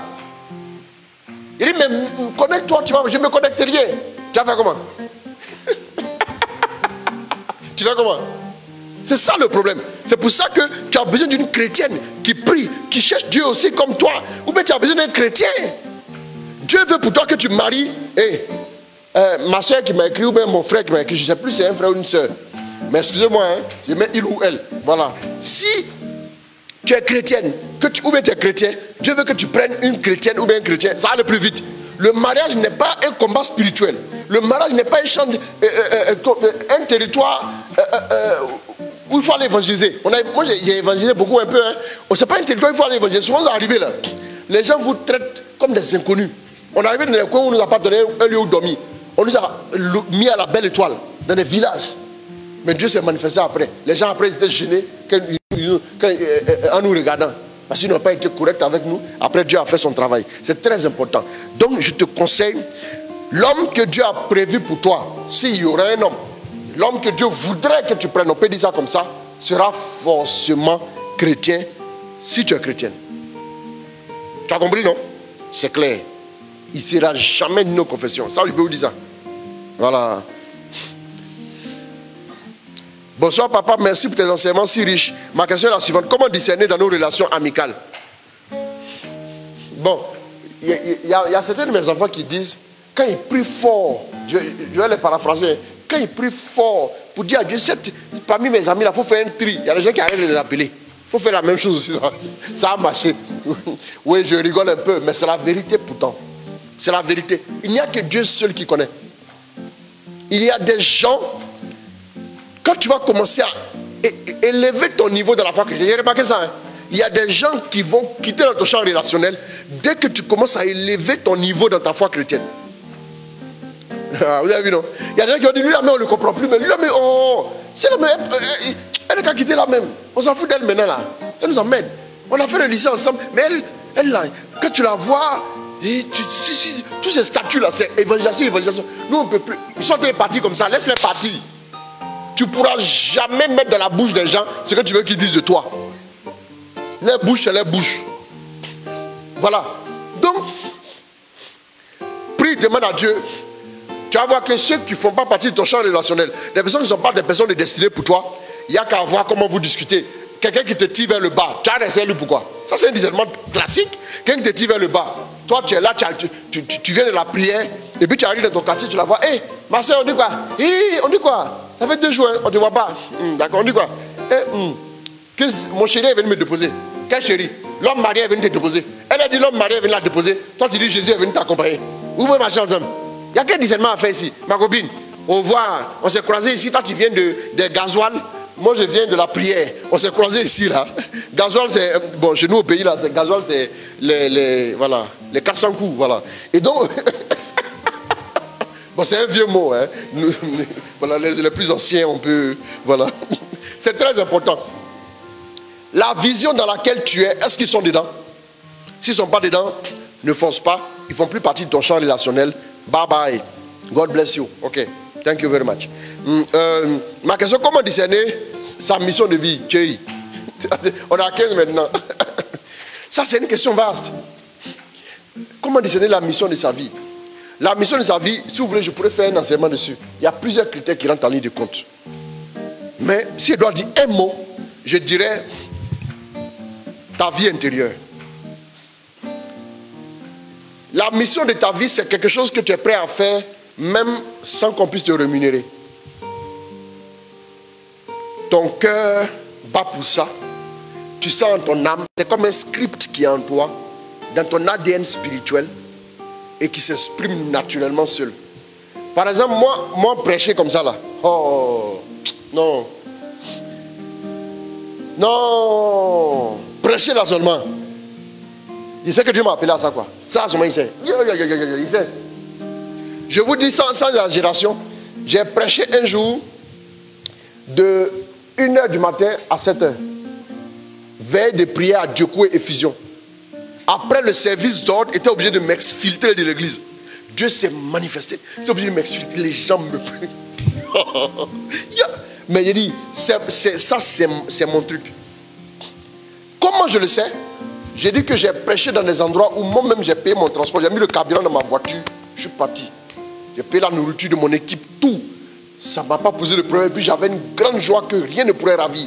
Si vous sentez des choses comme ça dans un domaine précis, c'est forcément là où Dieu veut que vous soyez. Il y a des signes intérieurs, il y a des signes extérieurs aussi qui vont vous le montrer. C'est comme ça, c'est évident. Maintenant, dans votre relation avec Dieu, bâtissez, solidifiez votre relation avec Dieu. Au fur et à mesure, ça s'imposer à vous. Par des visions, par des convictions, par des motions, par des choses. Est-ce qu'on appelle la motion de l'esprit? Est-ce qu'on appelle aussi la vision? Est-ce qu'on appelle aussi des révélations et tout? Tu vas tout recevoir et ça va te permettre maintenant de découvrir la mission de ta vie. C'est comme il était une fois deux arbres qui étaient côte à côte. L'oranger et le manguier. L'oranger pose des questions au manguier. Frère manguier, dis-moi, quel fruit je dois porter dans ma vie? Je suis appelé à quel fruit? Je suis appelé à porter quel fruit? Et le manguier dit, moi-même je voulais te poser la question. Dis-moi quel fruit je dois porter? Et puis le baobab qui est le sage des arbres, il était dans le coin. Le baobab dit, hey, mes enfants, calmez-vous là. Calmez-vous. Mon petit manguier, continue de grandir. Que le Seigneur fasse grâce. Que tu sois arrosé par la pluie. Et que tu aies de temps en temps des gens qui passent et qui laissent tomber du compost, c'est-à-dire de l'engrais. Et tu vas voir, tu vas grandir. Et le moment viendra que tu vas toi-même apprécier tes fruits naturellement. Oranger, faites de même. Et bientôt, votre saison arrivera. Vous allez sourire. Et les deux arbustes ont commencé à grandir sous l'œil avisé du baobab. À un moment donné, les fleurs ont commencé à bourgeonner. Les mangues ont commencé à apparaître. Pareil aussi pour l'oranger. Ils se sont dit, ah bon? Et oui, c'est comme ça que ça marche. Je m'en vais donc te dire, écoute-moi très bien. Continue de te nourrir dans la parole de Dieu. Continue de grandir spirituellement. Tu vas bientôt voir la mission de ta vie. Que Dieu te bénisse. Ok. Donc, bonsoir papa. Comment dit un message? Comment dit un message donné par le Saint-Esprit destiné à quelqu'un? Il y a deux choses dans le message qui est donné au Saint-Esprit. Est-ce bon de ne plus adresser la parole à quelqu'un qui nous a fait du tort, étant enfant de Dieu? Mais ça là, c'est pas bon. C'est pas bon même. Il faut lui adresser la parole, même si tu as fait du tort. Tu es enfant de Dieu. Matthieu 5 l'a dit quoi? Pardonnez à vos ennemis. Pardonnez à vos ennemis, vous avez compris? Maintenant, comment dire un message qui est destiné à quelqu'un, donné par le Saint-Esprit? Bon, la personne qui m'écrit là, écoute-moi très bien. Hein, écoute-moi très bien. 80% des messages que les gens donnent aux autres, le Saint-Esprit ne l'a pas autorisé à donner. Ça, il est déjà au Dieu. Il y a un gap entre le fait de recevoir un message pour quelqu'un et le fait de lui donner le message. Souvent, Dieu vous montre des messages pour des gens, mais il n'a pas encore dit de donner. As-tu donné un message à quelqu'un, c'est devenu problématique? Ce n'était pas encore le moment de donner. Souvent, quand Dieu vous donne le message, demandez. Ce n'est pas parce que tu as reçu un message. Bon, par exemple, je reçois un SMS. Je reçois un SMS. Frère, j'ai reçu un SMS sur toi. Avec ton nom, mais c'est mécanique. C'est pas comme ça Dieu veut. C'est pas comme ça Dieu fait. Pierre, Jésus a attendu d'abord que Pierre dise, moi je ne vais pas te trahir avant de lui dire tu vas me trahir. Sinon Jésus savait.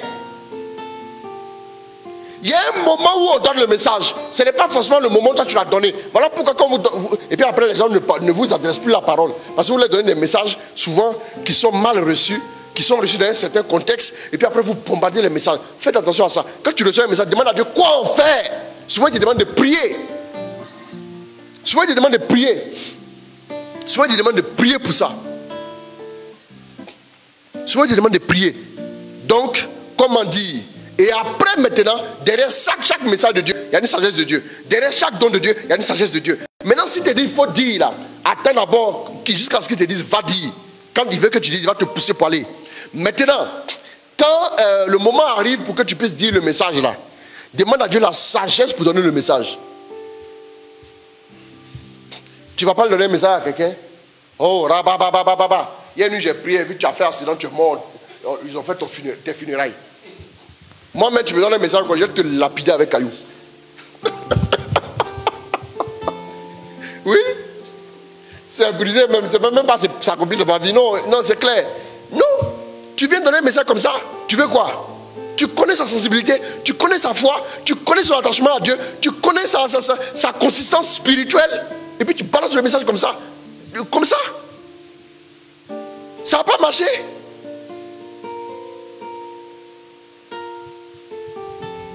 Bien-aimé, avant de donner le message, demande à Dieu le contexte dans lequel le gars est. C'est de l'art. Hein. Voilà pourquoi la plupart du temps, et même des gens qui se disent hommes de Dieu ont donné des messages qu'on disait des familles. Je dis non à ça. Faites attention à ça. Allez-y doucement. Quand Dieu veut que tu donnes le message, il va te mettre tout doucement l'amour. C'est pour donner la parole, la sagesse et la parole de sagesse. Souvent, il y a des messages là. Il y a des messages. Il y a des messages. Il y a une de mes filles qui va se reconnaître quand j'en parle. En début d'année, j'étais en train de prier. Et puis je vois l'image de son patron. Je dis, ton patron, le Seigneur me dit, parlez-lui. Il faut lui parler. Il dit, il faut lui donner un message qu'elle a donné. J'ai d'abord prié pendant environ 2 semaines. Le Seigneur m'a dit, vas-y. Et je lui ai dit, va dire à ton boss que il faut qu'il prie un peu plus maintenant là. Parce que à toi je le dis, mais ne lui dis pas ça. Il ne peut pas comprendre ça. À toi je dis, il est très exposé spirituellement. C'est dangereux. Je ne sais pas pourquoi, mais je le vois exposé spirituellement. Qu'il prie beaucoup, qu'il soit sous la couverture de Dieu. Sinon c'est pas bon. Actuellement je vous parle là. Quand elle a lui parler de ça, il a dit, oh, vous t'en faites là, je ne l'ai pas dedans, lui il est généreux, ça suffit. Il dit, il n'y a pas de problème. Moi, tu penses que moi, j'ai le temps de penser à lui. Moi, je n'ai rien à faire lui. Hein. Moi, j'ai fait ma prédication.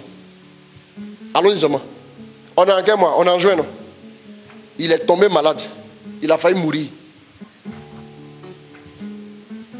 Mais elle appelle, ah vraiment, aidez-moi. Il lui dit à elle. Elle me dit de prier. Il dit, non, je ne peux pas prier pour lui. Envoie-lui un message, dis-lui que tu vas lui donner tu vas me donner son nom pour que je prie pour lui. S'il dit oui, je prie. Parce que souvent le oui de la personne ouvre l'atmosphère spirituelle pour que les prières interviennent. Mais s'il dit non, j'ai prié pourquoi? Je ne prie pas. Même s'il meurt, ce n'est pas grave.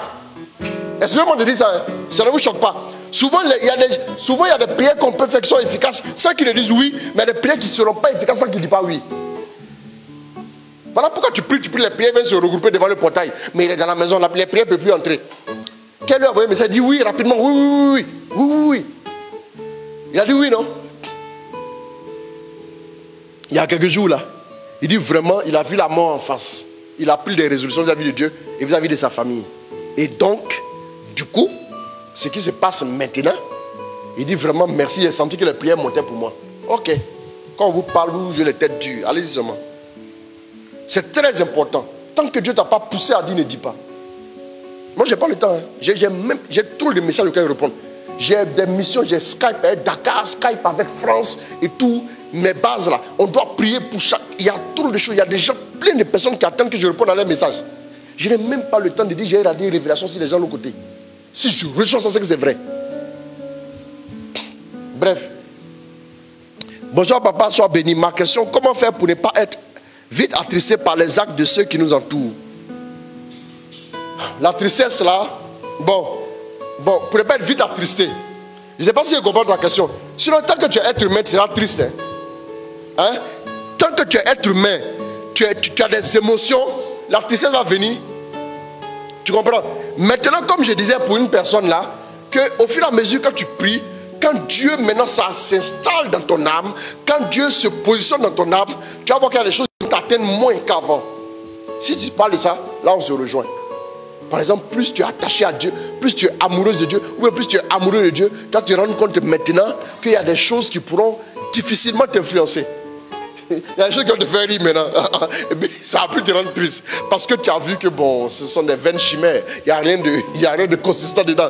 Donc ce n'est pas la peine de perdre ton temps.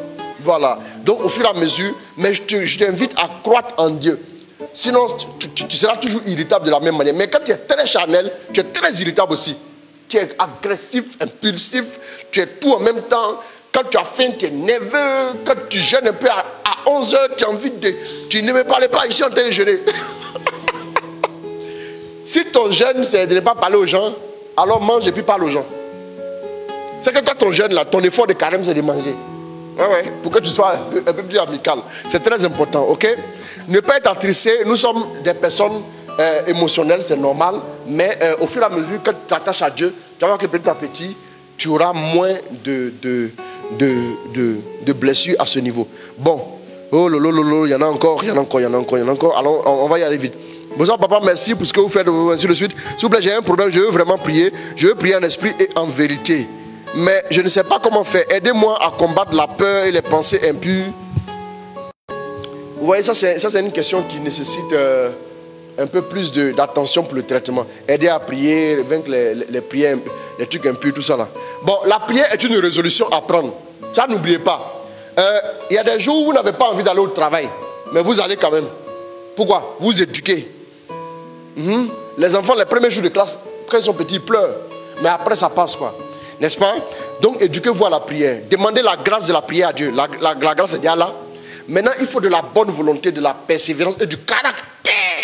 Hey! Il faut être un homme rigoureux, rude. Il faut que... Non. Sois fort et courageux. Dieu a dit ça à Josué. Et toi qui vas faire entrer le peuple de sa destinée. Si tu ne fais pas preuve de force, que tu t'affaiblis, le peuple ne pourra pas y aller. Et ça sera ta faute. Donc, il faut avoir du caractère pour pouvoir prier. Et puis, désire Dieu. Demande à Dieu de créer en toi la soif. Et puis, cherche sa face. Tu comprends? Dis-toi que tu vas entrer dans une relation amoureuse avec Dieu. Ça va t'aider. Maintenant, combattre la peur. Fais attention d'abord à tes pensées. Travaille au niveau de tes pensées. Maintenant, prends conscience de la présence de Dieu à tes côtés. Dieu est avec toi. Dieu est plus présent que le diable. Il est 10 fois plus fort que le diable. Bon, 10 fois c'est trop petit, infiniment plus dangereux que le diable. Le seul nom de Jésus botte le diable. Tue le diable, le détruit. Imaginez lui-même sa présence. Donc, il n'y a pas match. C'est pas le même, c'est pas le même gabarit, quoi. Hein? Attendez, voilà. Maintenant, la peur peut être vaincue comment? Tu peux prendre l'autorité. Souvent, quand c'est une peur vraiment forte, ça peut être un esprit qui est derrière. Prends autorité. Il y a un esprit qui t'oppresse, qui crée en toi la peur. Ça peut être le cas. Ou bien aussi, ça peut être aussi le fait de tes pensées. Ou bien des événements que tu as vécus. Demande à Dieu de t'aider à guérir de ces événements-là. Et prends confiance. La parole de Dieu aussi est un remède pour vaincre la peur. Il est écrit au moins 365 fois. N'ayez aucune crainte. Voilà. Les pensées impures et tout, c'est à peu près le même schéma. Mais si tu veux, écris-moi après une pause. Tu fais une note vocale plus approfondie. Parce que tu touches plusieurs points en même temps. On reviendra là-dessus. Merci beaucoup. Alors, comment accompagner un enfant qui a des blessures intérieures suite à la séparation de ses parents? Ben, il faut lui montrer de l'amour, c'est tout. L'enfant, il est émotionnel, l'enfant, il est charnel. Il faut lui montrer de l'amour, il faut l'écouter, il faut prendre du temps avec lui, il faut prendre du temps avec l'enfant. Prends du temps avec l'enfant, parle à l'enfant, montre-lui de l'attention. Sois patient avec lui, sois indulgent, sois patient, sois indulgent, et puis mets-le en confiance. L'enfant, quand il se sent protégé, ça va passer. Au fur et à mesure, ses blessures seront guéries. L'enfant appelle papa celui qui le protège, celui qui le couvre, celui qui est avec lui, qui le met en confiance et qui l'aide à grandir. Il faut trouver des choses constructives pour l'enfant. Et puis bon, l'enfant a besoin d'un environnement, c'est tout. L'enfant a surtout besoin d'un environnement d'abord. Après, maintenant, il a besoin de moyens. Voilà, les moyens viendront après. Mais quand il a un environnement, au départ, affectif. Souvent, quand c'est sa grand-mère, il ne va pas regarder sa grand-mère, sa grand-père, il s'en fout de ça. Mais quand il a un environnement où il se sent aimé, où il se sent considéré, là, déjà, il s'en sort. Mais après, il faudra maintenant les moyens pour le scolariser, et ainsi de suite. Là, ça vient en second plan. Voilà. C'est l'attention d'abord qu'il faut à l'enfant. Dieu te bénisse. Merci beaucoup. Bonsoir papa, je prends 2 dernières questions. Merci pour vos enseignements qui nous édifient chaque jour. J'ai une question. Pensez-vous qu'en tant que chrétienne catholique, on peut se mettre en couple avec un homme évangélique qui n'a pas forcément les pratiques de l'église catholique? Ça sera problématique. Voilà. Ça sera problématique. Normalement, il n'y a pas de possibilité. Voilà. Sauf quand un enfant de Dieu insiste, l'église essaie de trouver des choses qu'on appelle les disparités de culte et autres. Il peut s'engager à respecter ta croyance. Mais s'il veut tout jeter en bloc, rejeter en bloc, bon, qu'est-ce que tu fais? Moi, je suis catholique, j'ai mon rosaire, j'ai mon chapelet. Mais j'ai une de mes filles qui est pasteur, c'est que vous ne savez pas. Elle était déjà pasteur quand elle est venue que je puisse être son papa. Oui, il y a des amis évangéliques. Quand on s'assoit là, moi je connais même les lieux là, même plus qu'eux-mêmes. Je connais comment leur réveil est parti, je connais comment les choses sont parties à l'église catholique. J'ai étudié l'histoire de l'église, j'ai étudié la quatrième patristique, j'ai étudié pas mal de disciplines, les sacrements et tout. Mais en plus de ça, j'ai vu aussi comment la réforme de Luther et les 95 points de Gutenberg sont partis et tout. Mais je vais dire simplement que eux, quand c'est nous, ils sont bloqués. Mais nous, quand c'est eux, on est ouverts. C'est parce que nous, on est fraternels. C'est tout. C'est parce que nous, on est enfants de Dieu bien, mais on est fraternels là qu'on fait ça. Maintenant, se mettre en couple avec quelqu'un qui rejette tout en bloc, ça va être un peu compliqué. Parce qu'il ne croira pas en ton mariage à l'église. Prie vraiment le Seigneur. Aie une discussion franche avec lui. Si réunit ta foi en bloc, si vous n'êtes pas encore arrivé loin, tu fais quoi? Parce qu'après, si on t'arrache ta foi, tu vis quoi? Après, les femmes, vous, peut-être que ça ne vous gêne pas de devenir évangélique. Moi, je ne peux pas devenir évangélique. Hein. Je ne peux pas devenir évangélique même. Pourquoi? Corps du Christ a délaissé. Non, vous aussi.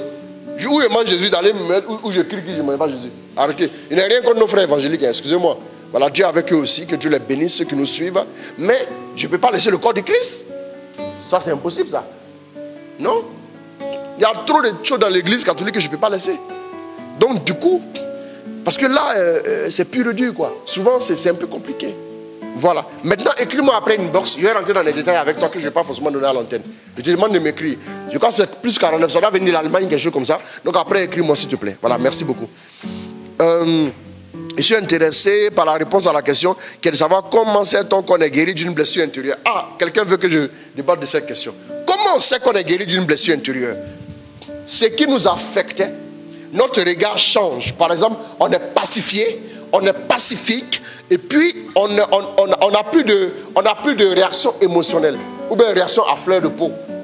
La blessure nous amène à réagir selon nos sentiments. Mais nous réagissons maintenant selon la vraie clarté des choses, selon le vrai discernement. On ne réagit plus selon nos sentiments et tout. Maintenant, quand on est vraiment guéri intérieurement, on sent la paix en nous.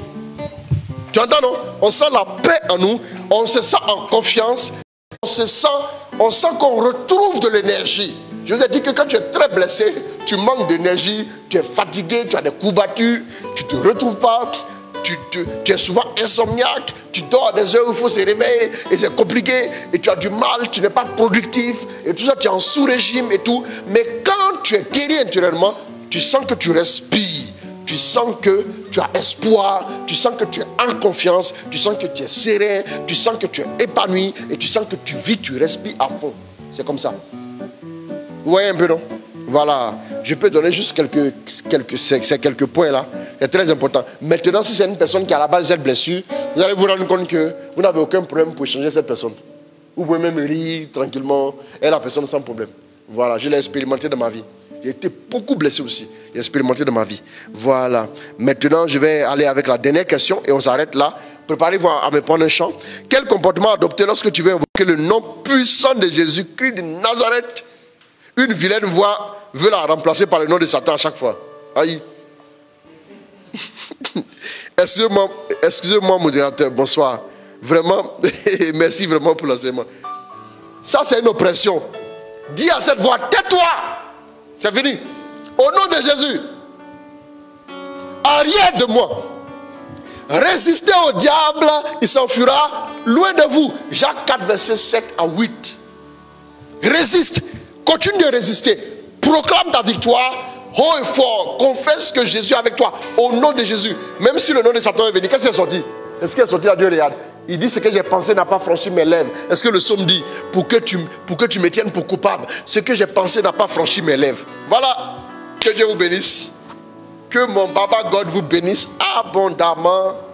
Au nom de Jésus-Christ. Amen. Amen. Prenez-moi un cantique rapidement. Prenez-moi un cantique rapidement. Nous allons juste prier un peu. Oui, je le vois. Oui, je le vois. Mes yeux ont vu l'agneau, mon sauveur sur son trône, il règne pour. Alors merci beaucoup, merci beaucoup. Alors, Makambou André Roger, j'ai fait un enseignement sur comment guérir des blessures intérieures mercredi passé. Tu peux le revoir sur ma page. Si tu es abonné à ma page, je t'invite à y aller. Tu vas voir l'enseignement du mercredi passé.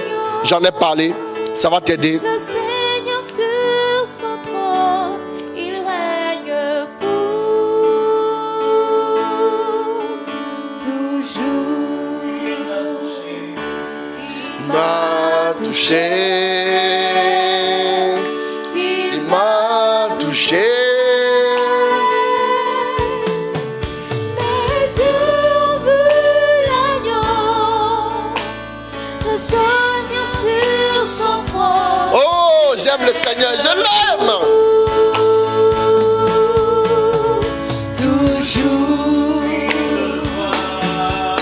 je le vois. Oui, je Je le vois. les yeux ont vu l'agneau, le Seigneur sur son trône, il règne pour toujours. C'est vrai, c'est vite fini, mais le temps. Je le Amen, amen, amen, amen. Merci beaucoup. On va prendre ce chant, on va prendre ce chant. Rabba, rabba, kote, rebekenta. l'agneau, le Seigneur sur son trône, il règne pour toujours.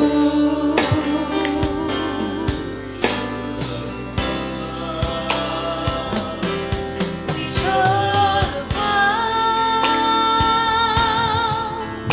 Mes yeux ont vu l'agneau, mon sauveur. Koraba, rabba, rabba, konte. Sharaba, rabba, rabba, rabba, rabba, rabba, konte, rebekenta. Marc Espérance Quadio. Marc Espérance Quadio, c'est un ami prêtre. Que Dieu te bénisse, mon Père. Merci beaucoup pour ton soutien. Merci beaucoup pour ton encouragement. C'est vraiment avec plaisir que je te lis ce soir. Ben, on s'écrit tout à l'heure, cher Père. Voilà. Que Dieu te bénisse abondamment. Voilà. Au nom de Jésus.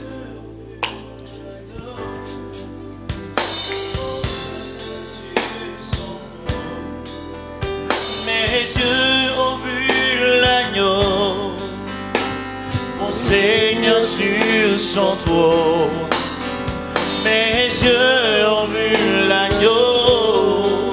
Oh, Rabba yokoro bokonte bekenta rabakante. mes yeux ont vu. Mes yeux ont vu l'agneau, Mon sauveur sur son trône. Mes yeux ont vu l'agneau, oh Jésus sur son trône. mes yeux ont vu l'agneau. Mon Papa sur son trône, il règne pour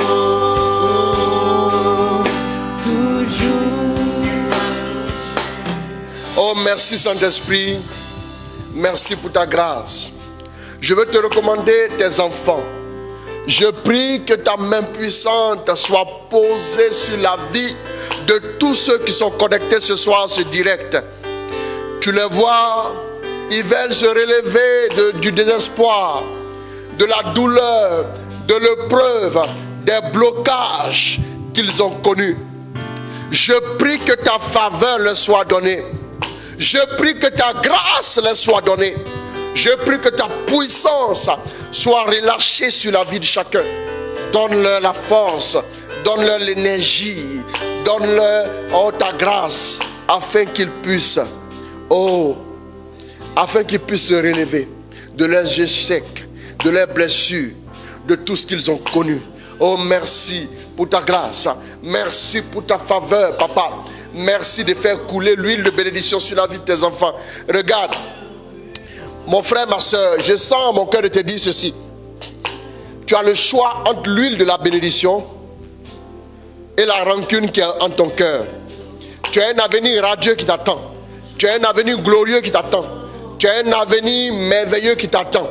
Bien-aimé, c'est très important. Renonce à cette blessure, à cette frustration. Renonce à ce que les gens t'ont fait subir. Renonce à ces frustrations que tu as connues. Renonce à ce réveil. On laisse tomber. Désormais, avance. Comme David reprend courage. 1 Samuel 30, verset 6. David reprit courage grâce au Seigneur. Oh, lève-toi et avance. Ne t'appuie plus sur les hommes. Ne place plus ta confiance dans les hommes. Collabore avec les hommes. Aime-les. Sois avec eux. Oui, aime les hommes véritablement. D'un amour sincère et vrai. Mais ne mets pas ta confiance. Ne t'appuie pas sur un homme. Confiance à l'idée de s'appuyer sur un homme pour essayer de bâtir quelque chose. Non. Appuie-toi sur Dieu seul. Et les hommes viendront après. Oh, merci pour ta grâce. Merci pour ta faveur. Merci Dieu de grâce pour ta bénédiction. Que l'honneur et la gloire te soient donnés. Oh, merci Saint-Esprit.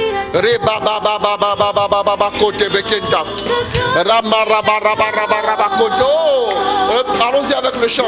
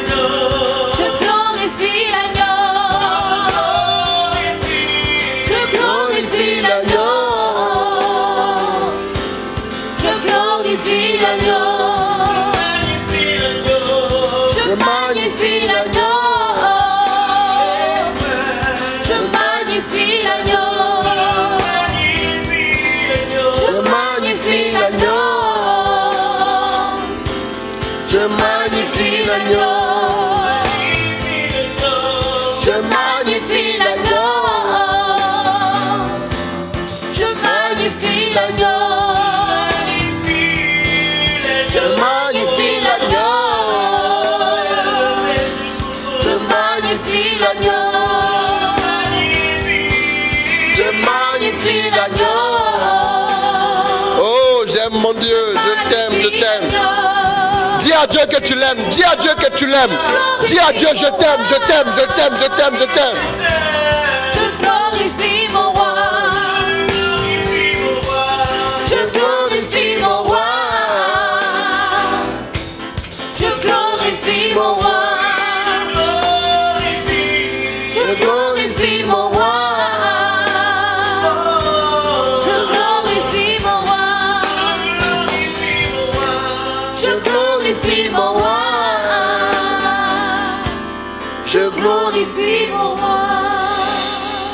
Merci mon Dieu.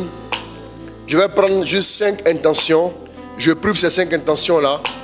Et je vais prier un peu encore pour vous en 2 petites minutes.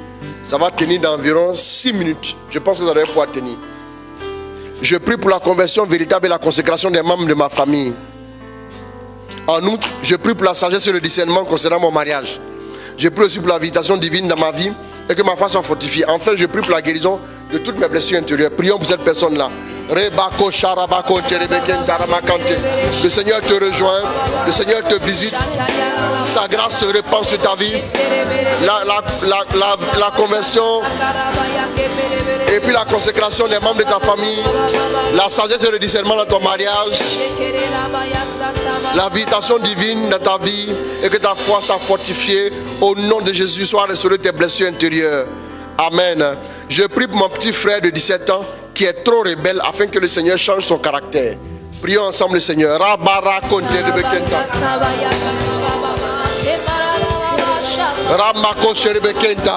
Oh, rejoins le frère en question. Rejoins le jeune frère en question, jeune esprit. Du haut de ses 17 ans, que la grâce lui soit donnée, qu'il soit restauré, qu'il soit transformé au nom de Jésus. Je prie afin d'être restauré. En effet, je suis vétérinaire, mais difficile d'assurer un poste de responsabilité. On ne m'écoute pas ou les gens me sabotent. Ce qui me revient de droit, on le donne à un autre. Prions pour que la personne soit restituée dans cette bénédiction au nom de Jésus.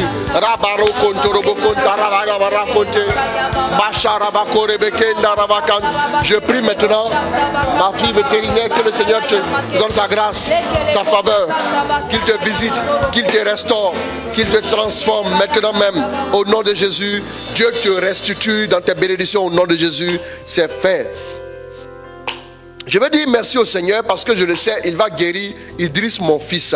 Je prie en outre que sa faveur soit sur le projet que je veux commencer. Maintenant, prions pour cette personne. Nous prions pour Idriss. Le Seigneur le fait. Le Seigneur glorifie son nom dans sa vie. Le Seigneur le restaure. Le Seigneur le bénit, le transforme. Il le renouvelle véritablement. Maintenant même, Dieu fait, Dieu le fait. Dieu le fait, Dieu le fait, Dieu le fait dans sa vie. Au nom de Jésus. Maintenant même, le Seigneur te soutient dans tes projets. Au nom de Jésus. Voilà, ça nous fait 3 minutes déjà. Donc il nous reste 3 minutes encore. Je demande au Seigneur de me donner la force de surmonter aux épreuves difficiles, les épreuves difficiles de la vie, qu'il me rende sage, qu'il multiplie sa bénédiction, que comme Abraham, qu'il m'accorde le bac cette année pour la 2e fois. Quadio Donatien. Prions pour Quadio Donatien. C'est avec cette intention que nous allons terminer. Voilà, que Dieu bénisse. Rabaya Donatien, reçoit la grâce. Le Seigneur te donne le bac. Le Seigneur te délivre. Le Seigneur te fait grâce maintenant même. Racha Rabakonte. Mato Koyoko Sarabaro Konte. La puissance de Dieu est relâchée sur ta vie. Reçois la grâce, reçois la faveur, reçois la bénédiction. Au nom de Jésus. Merci Saint-Esprit. Alors que Dieu vous bénisse. Voilà. En ce qui me concerne, je vous aime, je vous aime, je vous aime. Vous avez de la valeur aux yeux de Dieu et vous avez de la valeur aussi à nos yeux. Alors que le nom du Seigneur soit béni pour chacun de vous. Que le Seigneur se souvienne de vous, qu'il vous comble à tous égards, qu'il vous accorde son appui, son soutien et que sa grâce se manifeste dans chacune de vos vies. Alors, je vais vous inviter encore à liker ma page. Alors, modérateur Chris Roland Ouattara, likez ma page modérateur Chris Roland Ouattara. Likez aussi la page Apostolat Catholique Service de la Parole, c'est la page de notre ministère.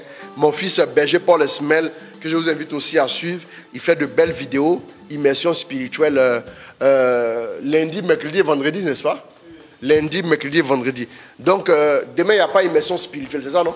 Donc, immersion spirituelle. Il est avec moi ici. Hein. Donc, immersion, quand vous le voyez, ce n'est pas un inconnu, c'est mon fils. C'est mon fils, il est bien. Voilà. Donc, lundi, il y a immersion spirituelle. Sur la page Apostolat Catholique Service de la Parole, à partir de 12h15. Bon, il y a 21h15 et puis il y a 12h15 aussi. Hein. Voilà, 12h15, lundi, mercredi et vendredi. Immersion spirituelle avec Berger Paul Esmel. Voilà, Berger général de l'Apostolat Catholique Service de la Parole. Donc, likez la page Apostolat Catholique Service de la Parole. Et aussi, abonnez-vous aussi à ma chaîne YouTube. Voilà, modérateur Chris Roland Ouattara. Prisca Kwasi, voilà. Merci beaucoup, ma fille. Dieu te bénisse. Voilà, merci beaucoup à vous tous. Que Dieu vous garde, que Dieu vous bénisse. Maintenant, demain, je vais prendre la journée pour me reposer. Full repos. Full repos. Voilà, je vais me reposer un peu. Voilà. Donc, demain, nous n'aurons pas de direct le soir.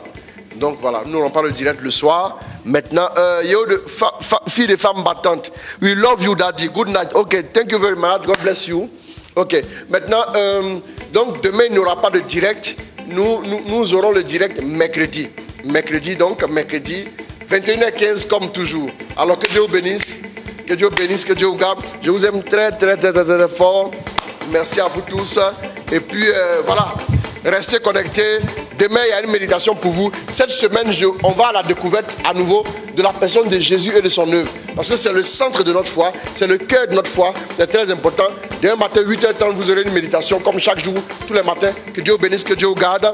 Et puis voilà, bonne nuit à tous. Que Dieu vous protège, qu'il vous garde sous sa protection encore et encore. Faites de beaux rêves. Voilà. Et que Dieu vous bénisse. Au nom de Jésus. Amen, amen. Au nom du Père, du Fils et du Saint-Esprit. Amen.